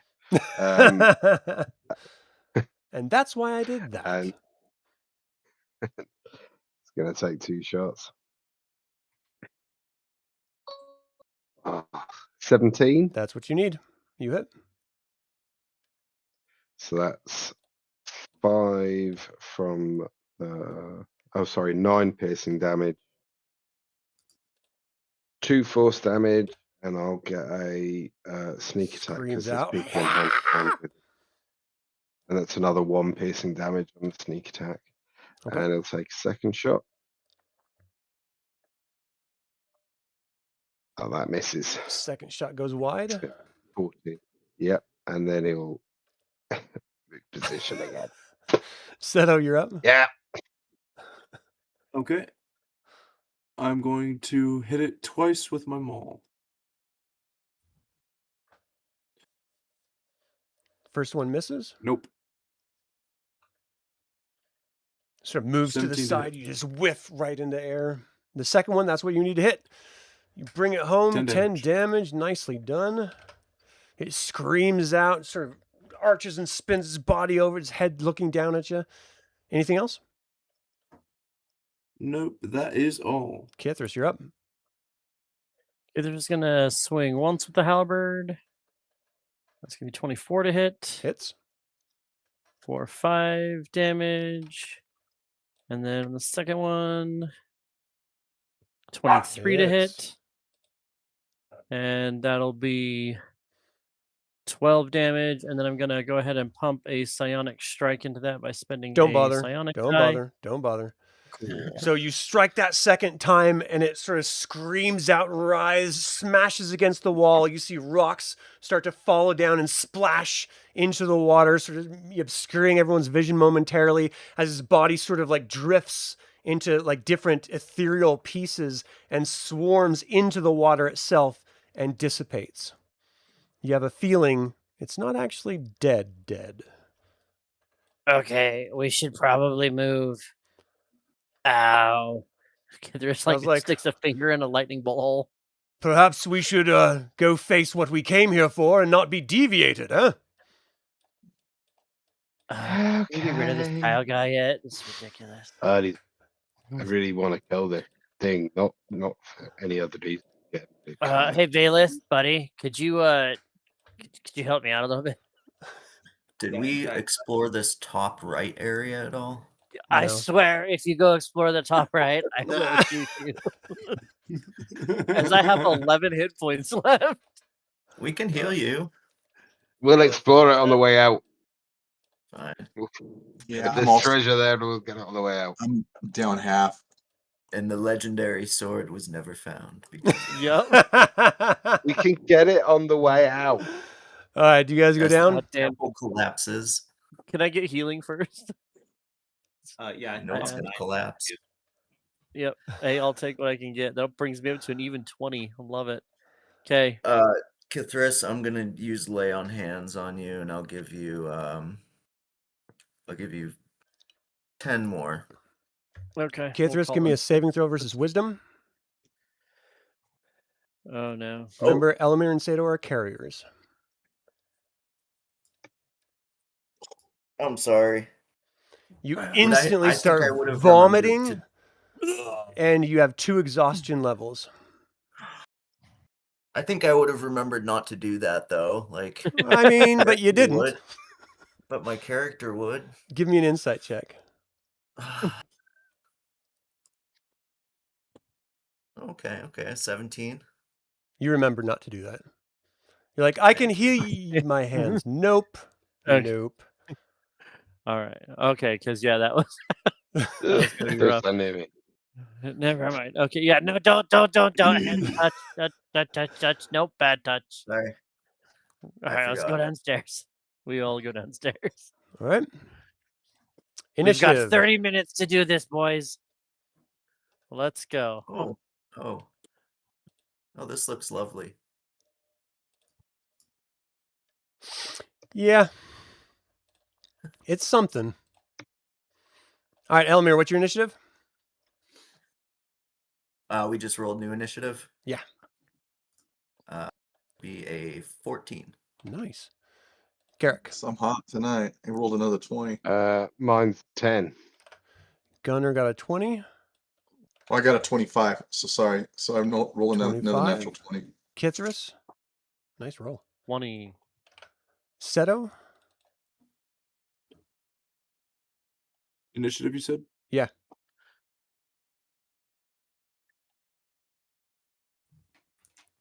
Trying to 10. rush through this.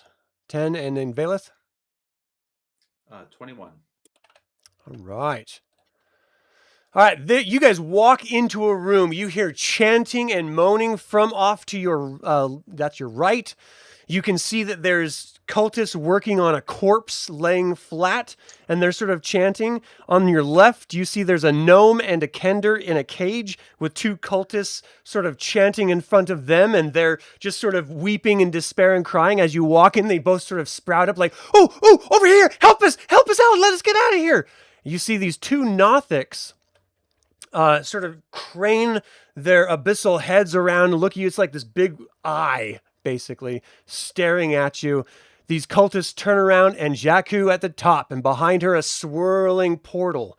As she turns around, she sort of laughs, grasps her necklace, and Kithris, this is the exact room that you saw her in your dream, and she just starts cackling. I can't believe you all came to me. Garrick, you're up. Me? Jesus. Okay, I will. I don't know. Jesus Christ. What are we looking at? Getting rid of Jakku or cultists first? In the Whatever herd you or... do, you got to do it quick. Okay, Hunter's Mark Jakku, let's face it, and let's just take 2 shots at her straight off. All right. I think the ranged should range and the melee should melee. That's You know, only an 11, so the first one probably misses. An 11, yeah, 11? misses. Yeah. Second shot would be a 20. That hits. So she takes 13 points of piercing damage and 4 force damage. nice. And I will move by 10. I'll move down here. There you go. That's my turn. All right, Gunnar, you're up. All right. I am gonna make my way over here. And can I free these two? The cage actually is locked. We should probably wait till afterwards. I think they'd be good allies and help us fight. If they could fight, they wouldn't be in the cage.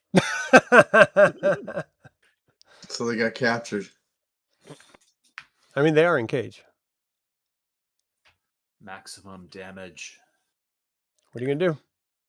Free them? You're gonna have to Kill the attack the cultist. cage in order to break the lock.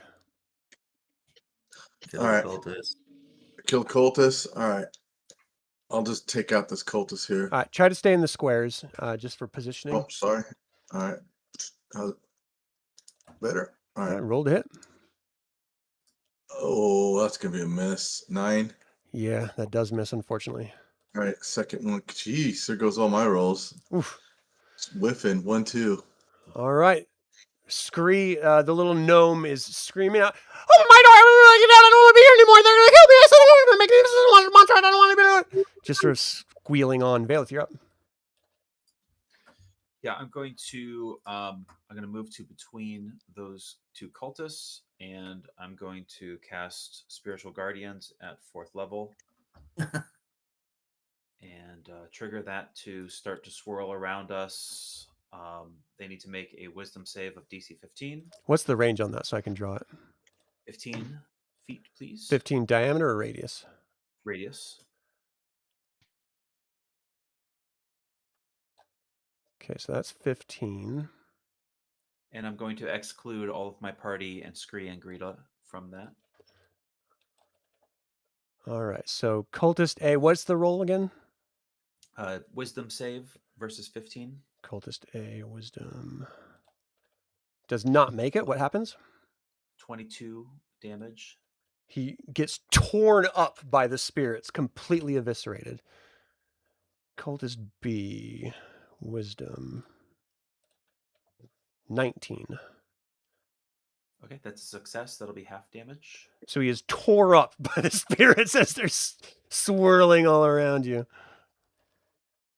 All right, anything else? That's it. Kithris, you're up. Well, probably much to my party's dismay, Kithris sees his quarry and becomes singular-minded. He is going to move forward 5, 10, 15, 20, 25, 30. I'm going to then bonus action use my Dimension Door feature again to pop up, right? And as I'm walking forward, I'm going to be like, "Hey, Jakku!" And then I'm going to like get to hear it pop out of existence, pop up right next to her and be like, "You're a crazy bitch." And then I'm going to cast my breath weapon. Can I angle it in a way that gets all 3 of these lovely people? Yes. Then that's what I'm going to do. 15-foot cone, Dex 13 save. All right, Dex 13 for Jakku first. Does not make it. Cultist Fanatic A. Made it. Cultist Fanatic B. Didn't make it. So those that didn't make it take 11 damage. Those that do are going to take half and take 5. And that's going to be movement action and bonus action as I So your bonus action was Look- Dimension Door, right? correct. Okay. So movement, bonus action, then action to do my breath weapon because he's tired of playing these games. So All right. Way to make an not entrance. the smartest move above table, but Kithris is like, nope, we're done. Right, right. Okay, so gotcha, this gotcha. Nothic turns its head towards you, Kithris. I need you to give me a saving throw versus Constitution as you feel your body starting to rot inside out. Oh, 7. Ah, shit. So you take 17 necrotic damage. I'm almost dead. And this seems to be the way it goes. He says a lot of things and then he does stupid shit. So This Nothic looks Or- at Valeth. Valeth, give me a what is it called? Hold on. Is it that's turn? It is. Give me a saving throw versus Constitution, please. Constitution. That's a 14. All right. So you did make it. So you only take 8 damage, and give me a concentration check. Awesome. My concentration check is a 5. So it drops your spell. no. That was a good one. Cultist Fanatic A rushes forward and attacks Kithris. 16 to hit. misses. Cultist B. Oh, hold on. Whose turn is it? Cultist B's turn. He rushes forward and attacks you. 20 to hit. That'll do it. So that's 13 damage. Kithris is napping. Kithris drops down. Oops, wrong one. Whose bright idea was it to fight a spirit naga? Elemier, you're up. Mine this time. Elemier is going to. Is this like a raised platform that the Nothics are on? Oh, yeah. Yeah, so it's How high like up is- 15 feet in the air. So from you, you're seeing the very tippy top of them, the eyeball head. Okay. I wonder if I can show this. Elemier is going to move 35 feet to. So that makes it so Right. you can only see the Nothic A, because the raised elevation is hiding B from you. I see. Okay. Jeez. And I will use my bonus action. Oh, never mind. I can't Misty Step up to B because I can't see it anymore, right? Right, you can't see the ground. Where would I have lost sight of B? Like how many feet back would you say? Probably right about here. Okay. All right. So in that case, I would have ran up to there, and then from there, What's I the can range on your just Misty barely Step? Misty Step up onto the edge. So I'll cast that, and I'll move right there. Right. And that is all I can do for now. Actually, no, Okay. that was in bonus action. I can.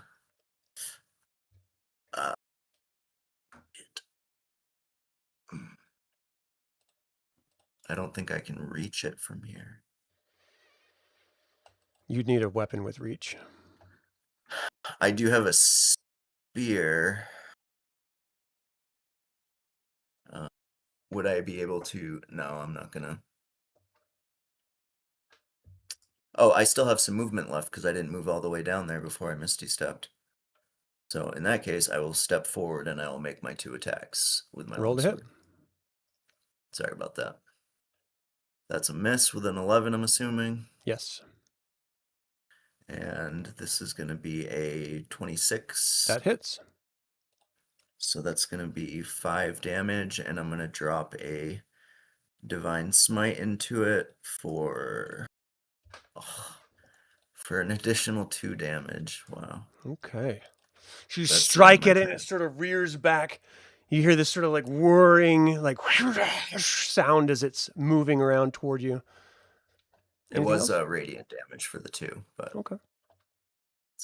Is that it? Kyle pulls his greatsword, calls out, Jakku, priestess of Morgion, Kiri-Jolith and Habakkuk, bring you your blessing. Die! He starts charging 5, 10, 15, 20, 25, 30, 5, 10, 15, 20, 25, 30. I'll get to you in a second. He's like, if you just let me out, I could probably help a little bit. I really would like to be out of this cage. I've been here a really long time, and I'm kind of bored, and that's not very fun. Help me out, guys. Seto, you're up. Kyle wouldn't have used his longbow. No, he wants to kill Jakku with his sword. Like he's, good old school Knights of Slamnia. Gotcha. So you said it was my turn? Yeah, Seto. Okay. So what I'm going to do is I'm going to go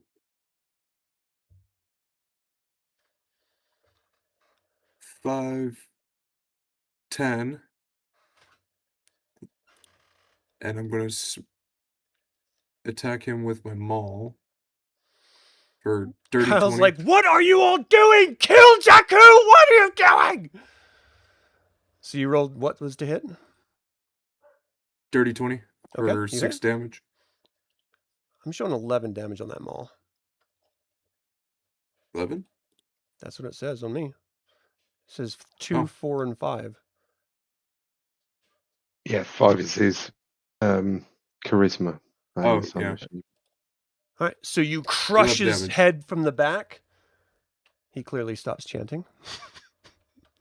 Anything else? I'm going to take this one out just so that we don't have more enemies attacking us while we take out Jakku. No one's And I'm taking out gonna- Jakku. Everyone's taking out someone else.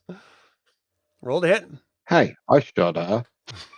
Kithris went right after her. I don't know what the problem is here. Kithris understood the 24 to assignment. hit. He's not good at it. You hit. We understood what we had to do. 9 damage. That's all she had. You kill her, crush her body. She drops down. Just ah! Anything else? Do I have any bonus action? Come on, you got to be thinking about this stuff before it's your turn, Nope, everyone. that's all. All right, That's Jakku. Jakku. What's she gonna do? I should be thinking about this before, right? All right, so Seto, give me an insight check, please. Insight. She Yep. looks at Kyle and casts Phantasmal Killer. Natural 20 plus 4. You remember the words that your patron told you to cast the spell. So that's going to be a wisdom saving throw for him, and it's going to be a DC of 14. Oh, where's Wow. Kyle? Wisdom 23. He makes Yeah. it. So on a successful phase, the spell ends. On a failed save, it takes psychic damage again. Half as much on a successful, so that's 4d10 damage halved. 18, that's 9 damage, psychic, killer, phantasmal killer. So Jakku calls out, this sort of physical or the psychic force rushes towards Kyle. He brings up his sword, starts whispering a prayer to Kiri-Jolith, and it sort of washes past him. He sort of shakes it off a little bit. Oh, you'll have to do better than that, beast. She sort of smiles. Very well, I will. All right, so that was a regular action. That's an action. We gotta concentrate our fire on her for now, for sure. You see her instantly transform into this tiny little creature that is hidden by Cultist Fanatic A from everyone's sight. Except for Kyle, since he's at eye level. All right, Cultist C, where the hell are you? You're doing your thing. Cultist D is doing his thing. That was round 1. Round 2, Garrick, you're up. Okay, I will move 5, 10, 15, 20, 25, 30. Can I see Jakku yet or not? Nope. No? Nope. Okay, I'll take a shot at Nothic A. Take a couple of shots at her. At Okay. it. So that is an 18 to hit. 18 does hit. Yep. Okay, that's 15 piercing damage and another 4 force Excuse me. damage. Nice. And so then I'll take a second shot at it. That's 20, dirty Hits. 20. That's another 8 piercing and 4 force damage. Nice. It does seem to be bloodied. It's sort of Okay. spinning around. Just like, These things suck. Gunnar, you're up. That's my turn. You're muted. Damn it! Sorry, I'm gonna free Greta. All right, give me an attack roll or a strength athletics check to try to bend bars, or if you're going to attack the lock, then give me an attack roll in the cage. Okay, I'm raging, so that when I get an advantage on an athletics check or strength check, I mean, you tell me. Is that part of your rage? I think so. Yes. Yeah. Okay. Oh, there's my first roll for strength. I'm gonna get advantage. I'll hopefully get commandable. Ugh. 16. So you're grabbing the bars and you're just like, "Argh!" and you bend it. And it sort of cracks open. Thanks, that's really Right. swell of you. Really appreciate that. You're really angry looking. Do the veins pop out of your neck all the time? Help us defeat that weird thing up there. You help yourself. You always have to help yourself before you help other people. That's what my Uncle Trousbringer used to say. Go. Is anything else on your turn? I'm gonna move over to Scree now and get in position to bend bars again. All right. Screw's like, what are you doing with him? How you gonna help me out? I don't understand why you're helping him out before you help me out. How much more I'll go? Valeth, you're up. Yeah, I'm going to run to this pillar here, and then I'm going to cast a 3rd level guiding bolt on Jakku. You can't actually see Jakku. I For thought- everyone to understand, Jakku is now a mouse. So you have to be eye level with that plane in order to see it. Great. I'm going to cast then a firebolt to the Nothic that's by Elemier.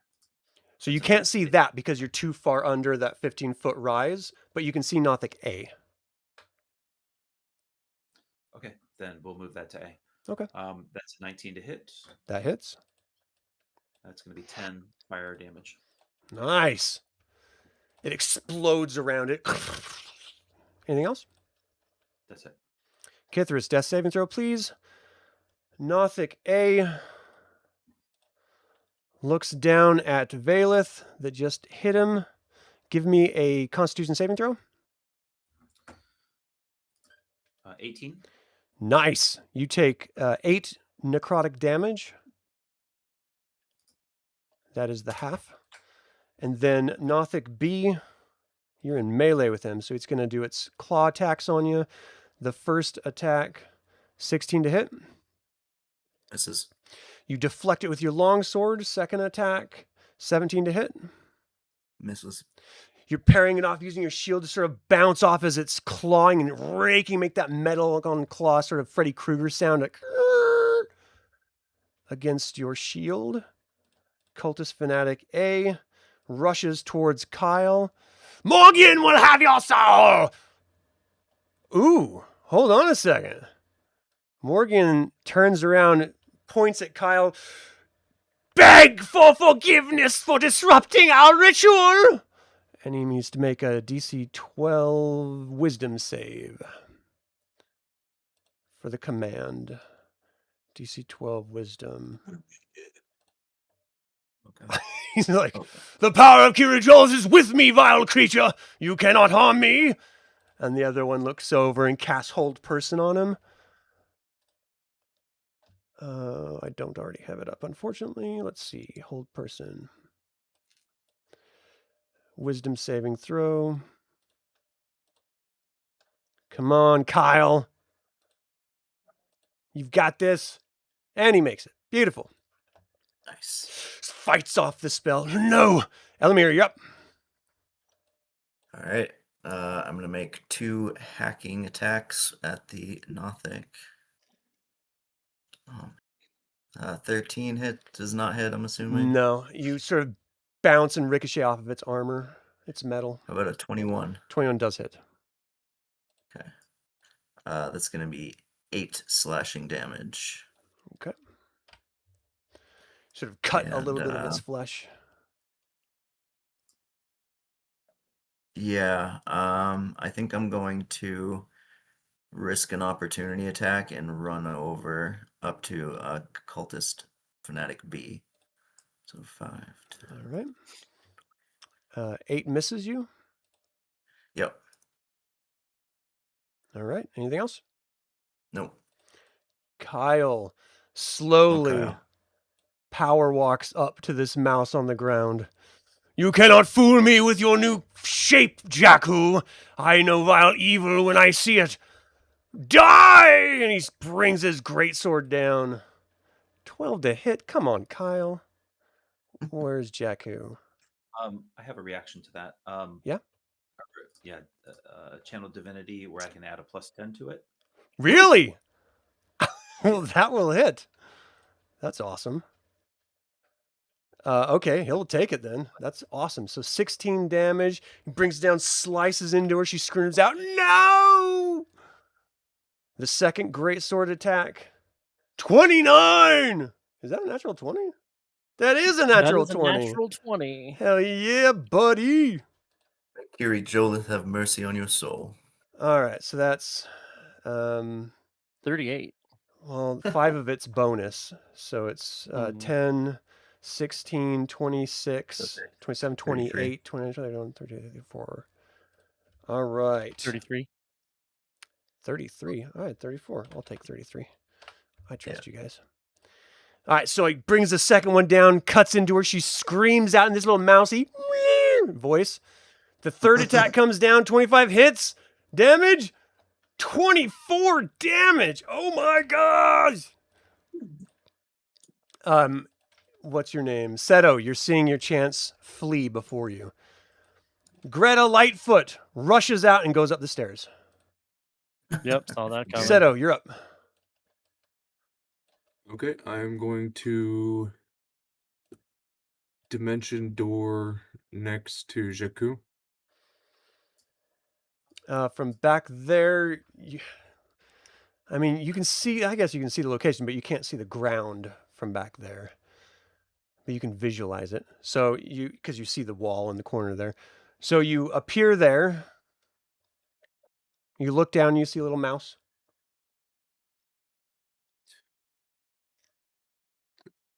And quick question. When my patron said soul bag,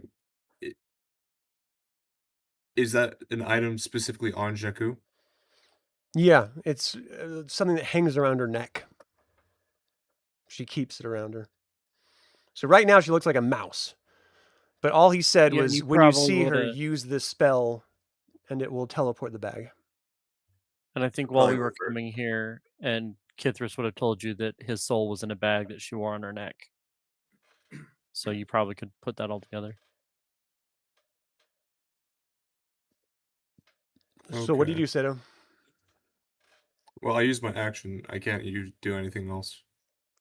Okay. Jakku's turn. She looks at all of you. You had your time. You had your chance. It is time for me to leave. And she just swirls out and disappears. Oh my god. All right. She teleported out of there. Cultist C is up. He's in the middle of something, so is D. Garrick, you're up. Okay, I will take a couple of. Oh, actually, no, I wouldn't. So I don't know if she's gone, do I? So Right. I will See the Kyle Nothics. screams out, "Where did she go?" 10, 20, She always 30. I does. would have moved up to there, and I'll fire 2 shots at Nothic A, just because. Okay. Yeah, I can see, even if I could see her. Next time we need to drop a silence on that B. So it's 13 for the Nothic. I'm not sure there's going to be a next time. She's kind of learned her lesson. She can't kill you guys. The all right. 13 hit. A 13 does not hit. And second shot is 23. That does hit. So that's for a mighty 8 points of piercing damage. It only had 4 hit points left, so you strike it. It sort of whirls back, slams against the back wall, and drops down lifeless. That's my turn. Nicely done. Gunnar, you're up. Hey, let me out of here. I don't want to be stuck in here either. The Gunnar went not let me out. Screw it. I go, your friend ditched us. I'll let her out too, or I'm guessing it's her. Scree, yeah. You're going to let her out? All right, give me either an attack roll to hit it or a strength check to bend it. All right.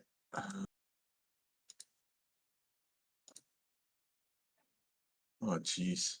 An 8. Yeah, you're not able to. This one seems to be just a little bit tougher for you. Scree's like, come on, put your back into it. You can do this. Use your vein. Use the vein. The one in your neck. Valeth, you're up.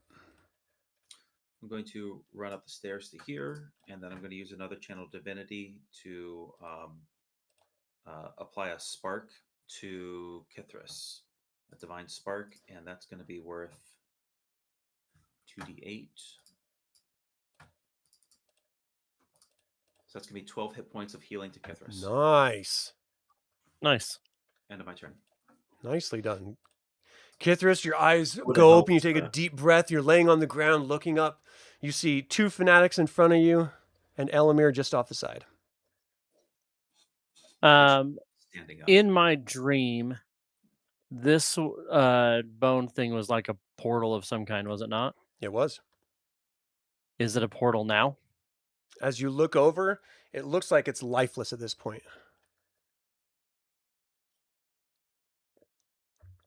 I think he's still, like, having gone down, waking up, not knowing anything else has transpired, assumes that she has gone through this portal. So he's going to push it where this portal was and try to Sort of clamber over and just lunge against it, and you hit against a wall. Where is he? Seto, you feel your magic dissipate out of your veins, and you hear that voice in your head. You had your chance, and you lost it. Goodbye. And all of your magic just instantly dissipates from you. I don't think Kithris has anything else. So, All right, the Nothic looks over at Elemier. Elemier, give me a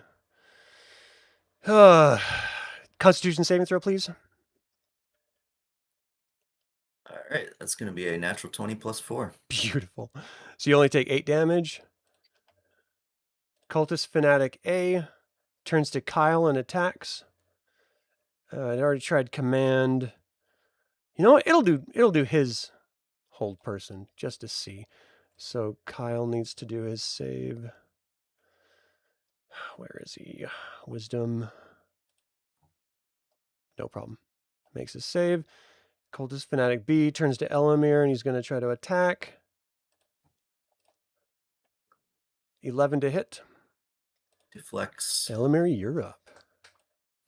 All right, Elemier is going to lay into Cultist B with his longsword.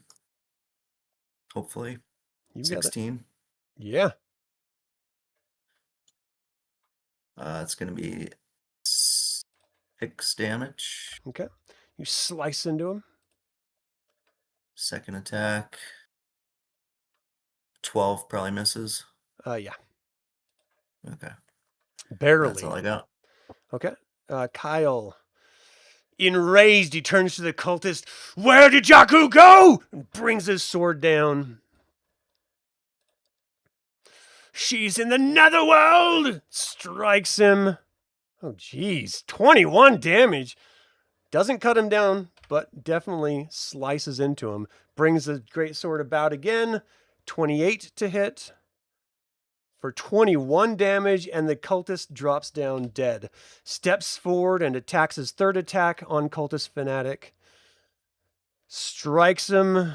24 damage. He's not down yet. He's barely up. He's sort of like staggering back. Seto, you're up. Okay, I'm going to go 5, 10, 15. And I'm going to plunge my dagger into the fanatic. Okay. Never mind, I lied. I'm not. Oh, yeah. Anything else? Nope, that's all. You only have one attack? Yeah, I only have 2 attacks because of my pact magic. Oh, gotcha. Okay. And the cultists are busy. All right, this is third. This is the third round, right? Yeah. Yeah. All right, Garrick, you're up.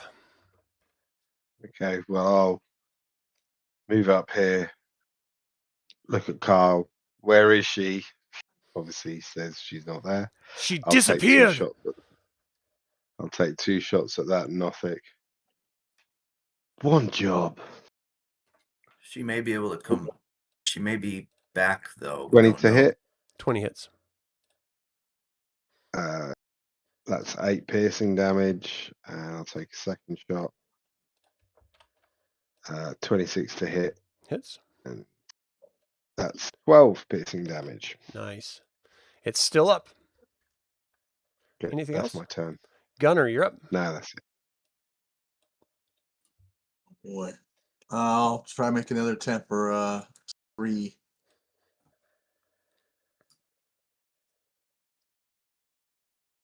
Oh, hi, dang it. There we go. Okay, you rip the cage open. Screw's like, oh, thanks so much. I really do appreciate it. You're a really swell guy. Thanks. Anything else on your turn?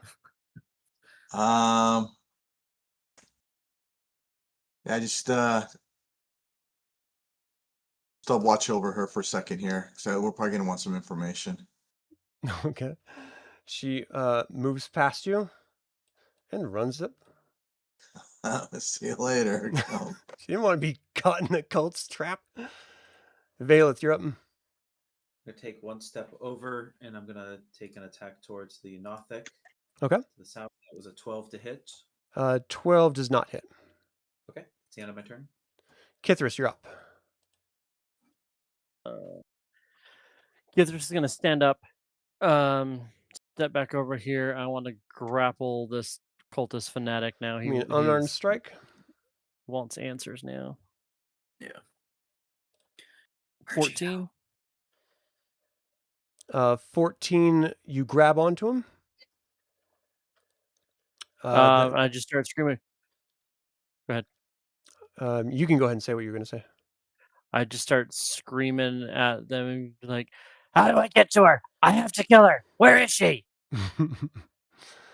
Okay. Seto, you're pretty much in. You know what? No, Valeth, you just tried to attack it. Give me a Constitution saving throw, please. As the rotting gaze fixes on you from the Nothic. You take 17 necrotic damage. Okay. And the cultist fanatic is going to strike at you at disadvantage. 13 to hit, Kithris. Miss. That'll miss. Elemier, you're up. All right. Elemier is going to attack the. Actually, you know what? I'm going to move up to the Nothic and I'm going to attack that. So, longsword. 15. 15 on the Nothic. Hits. Okay. 7 damage. Second attack. 16. That hits. 16 hits. It's going to be 10 damage. All right, you finally cut this thing down. It drops down dead. Anything else? Ooh, flesh golems. Nope, that's all. You hear screaming coming from the other side of the room as the chanting stops and the body on the floor, on the sort of table, starts shuddering, lurches up, lightning strikes out of it, striking the ceiling. You see a fire start as this entire place seems to be completely covered on the inside with bones and wood and slightly flammable material with the right ignition switch. And it just starts spreading slowly, the fire, and the flesh golem sits up, gazes its eye over at Gunnar, and starts moving. 5, 10, 15 is half its movement. Probably should have killed those cultists. Kyle looks down at the cultist. You're going to tell us what the deuce is that? Looks over the flesh golem. 5, 10, 15, 20, 25, 30. Pulls out his bow. Shoots his arrow at this point. Longbow attack. 19 to hit the flesh golem. The flesh golem has a 9 armor class. Let me check the flesh golem stats really quick. Okay. All right, so he does with his bow a lot of damage. 16 damage. And I don't think the flesh golems absorb that type of damage. No. Okay. And then let's see. He has 2 more attacks, I think.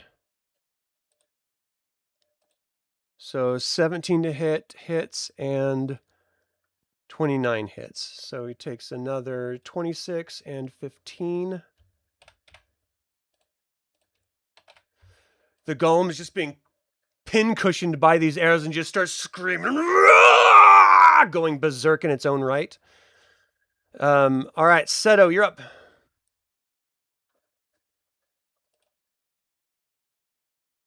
Okay. Do you guys want to stop here and sometime later we can finish up, or do you want to finish this? Because we're past our time.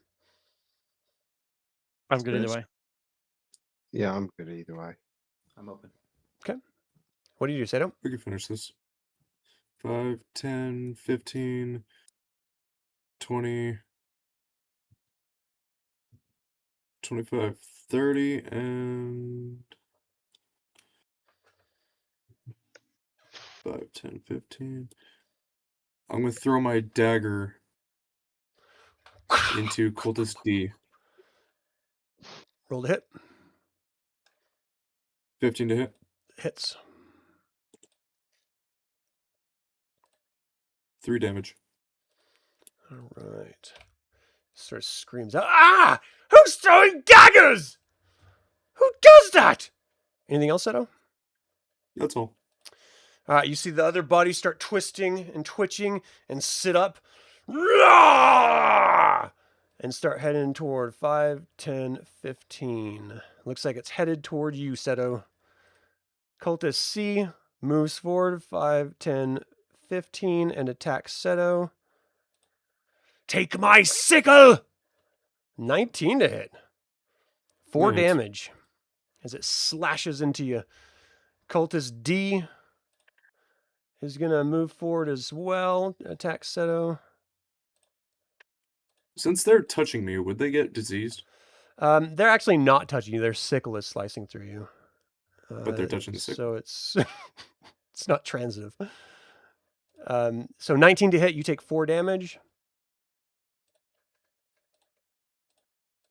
And then Garrick, you're up. Okay, I'm going to 5, 10, 15, 20. I'll cast another Hunter's Mark on Cultist D, and I'll fire a crossbow bolt at him. Okay. 23. Oh, yeah. So that's 8 piercing, and With the dagger, he drops down, knocks back on his back. 4 hunters for the thingy, so he's really dead. And then Yeah. I'll fire at the other cultists. Just get rid of them. Like, Seto, look to the side. Duck. That hits. 27. And that only does 6 damage. Okay. You strike him. He seems to be pretty intent on Seto. Anything else? No, that's it. Gunnar, you're up. I'm gonna move. See, 25.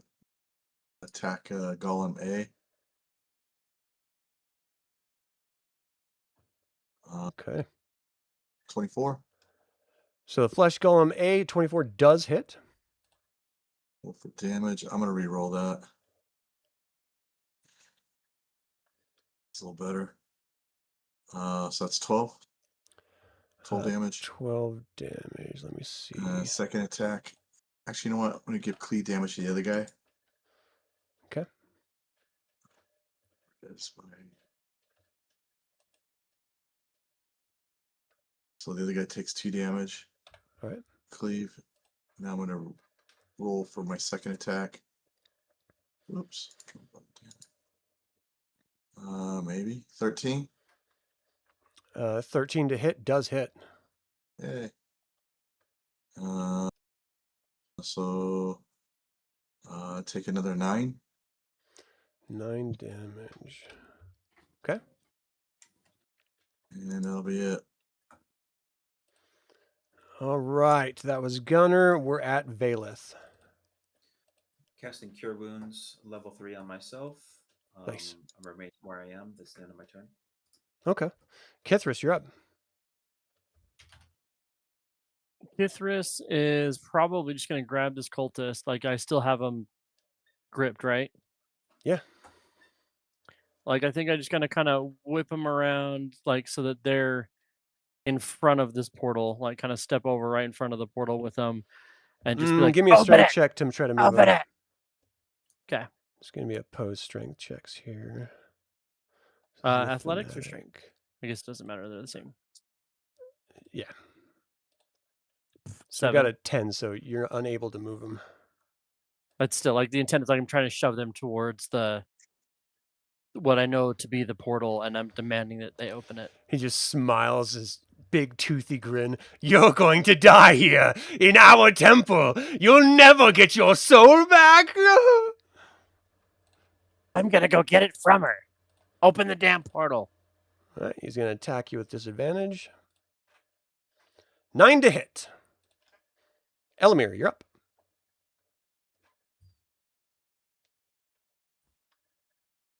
I'm going to move over to the cultist. And do I get a sense of how close to death the cultist is? He's bloodied. All right, I will smack him with my longsword. All right. 21 to hit. Oh, yeah. 9 damage. You run the cultist through, and its lifeless form drips down into your grip, Kithris. Damn. I didn't mean to kill it. I thought it had... No. Sorry. Yeah. I thought it had more health than that. That's my turn. All right, Flesh Golem A brings about its massive fists and just starts pummeling Gunnar. 12 to hit. No. You move out of the Misses. way. Lightning sort of strikes the ground from its fist. 18 to hit. Yes. 19 damage. 4 of that is lightning, and 13 is bludgeoning.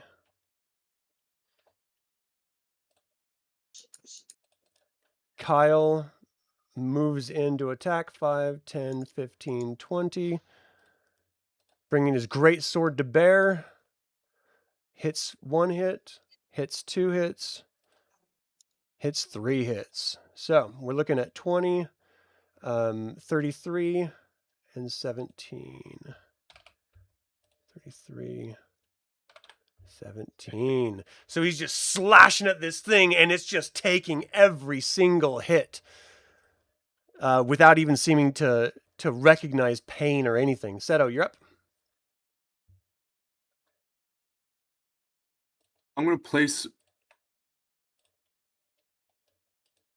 my hand onto the cultist's bear skin Give me an unarmed to strike. see if he gets affected by the disease. Okay.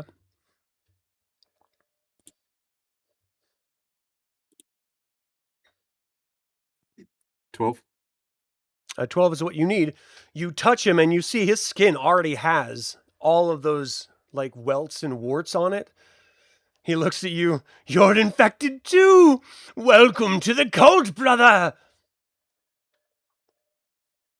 Anything else?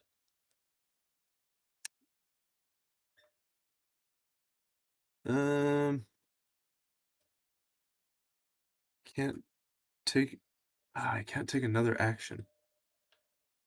All right. Flesh Golem B is going to attack Kyle. So he needs to get a 18 to hit. So it brings his massive fists down. Kyle blocks the first one and moves out of the way for the second attack. The cultist goes to slice you with his sickle, Seto. 20 to hit, you take 4 damage. As he cuts you, don't worry, after you die, I'll bring you back. Garrick, you're up. Okay, I'll shift my hunter's mark to Flesh Golem A and take 2 shots at it.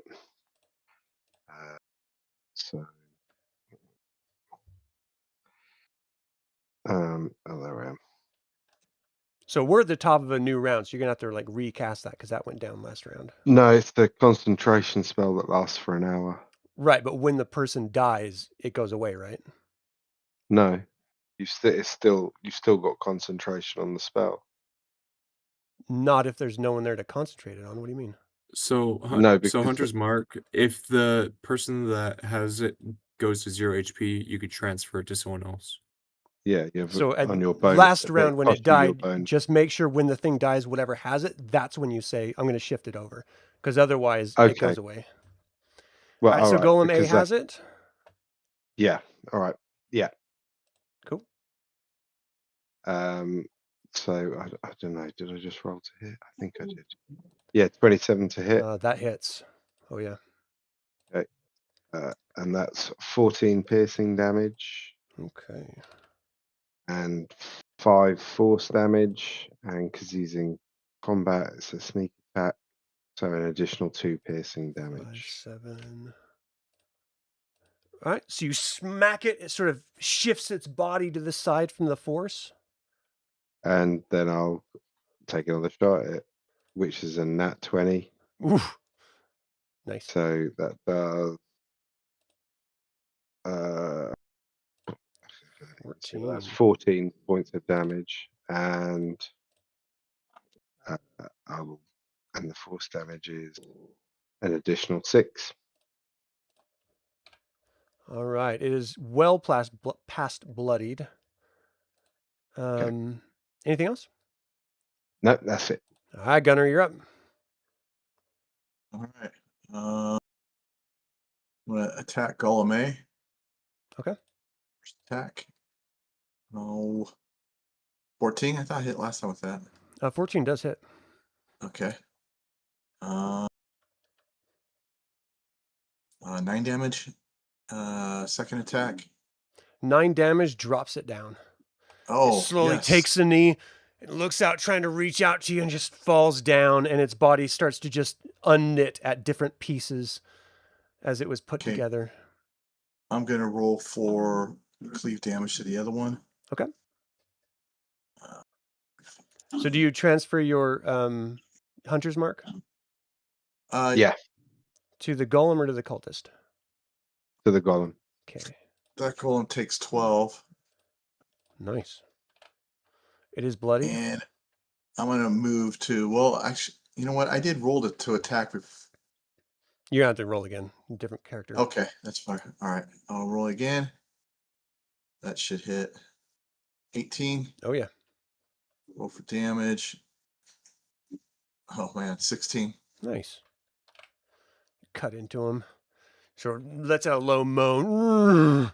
Anything else? That'll do. Valeth, you're up. I'm going to cast Firebolt towards the cultist. It's going to be a 17 to hit, Oh, yeah. 14 fire damage. He's consumed in flames, screaming, starts flailing about, and drops down dead. And I walk down the stairs and I say to Seto, keep your distance while we sanitize this room. Nice. Kithris, you're up. You guys see that I the think the Kithris ceiling is- starts spreading the fire, and it's starting to go down the side wall now, too. Sorry.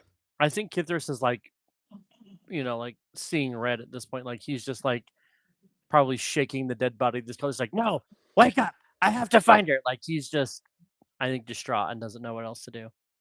All right. Elemier, you're up.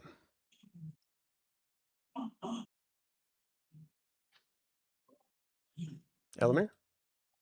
Elmir's gonna like look at Kithris and be like, "I'm sorry, it's too late. We have to get out of here. This place is burning." And he's gonna try to like get the body away from Kithris and just like put it on the ground. Be like, "Let's go." Okay. And see if he can pull Kithris out of his mourning. What do you think, Kithris? I can make a persuasion check if you want. Yeah. Yeah. It's gonna be a 19. I mean, he'll go, but he's not happy about it. Yeah. All right. So in that case, Elimir's going to use the rest of his turn to just move. Okay. Kyle is going to make 3 attacks. So hits, and hits. 20, 39, and was that another 19? Yep. All right, this golem drops down, destroyed. We are out of combat. The entire temple here is burning and it's spreading. Kyle looks around. We tried our best. We need to get out of here. There's nothing else we can do now. And he rushes out as the fire starts spreading. And that is where we are going to end today's session. Thank you all so very much for tuning in. That wraps up session 29 of our Dungeons & Dragons 2024 Tyranny of Dragons actual play. Huge thanks to the players for making it such a great session. What do all of you think of this adventure? Do you think we'll ever find and defeat Jakku? Drop a comment below or shoot me an email at info@dlsaga.com. I'd love to hear from you. I would like to take a moment and invite you to subscribe to the YouTube channel, ring the bell to get notified about upcoming videos, and click the like button. This all helps other Dragonlance fans learn about this channel and its content. Thank you to creator patrons Aaron Hardy and D. Robert Handy, developer patron Chris Androu and Sam Ruiz, and all of the YouTube members. This channel is all about celebrating the wonderful world of the Dragonlance Saga. I hope you join that celebration. For everyone here, my name is Adam. Until next time, Sláinte mhath.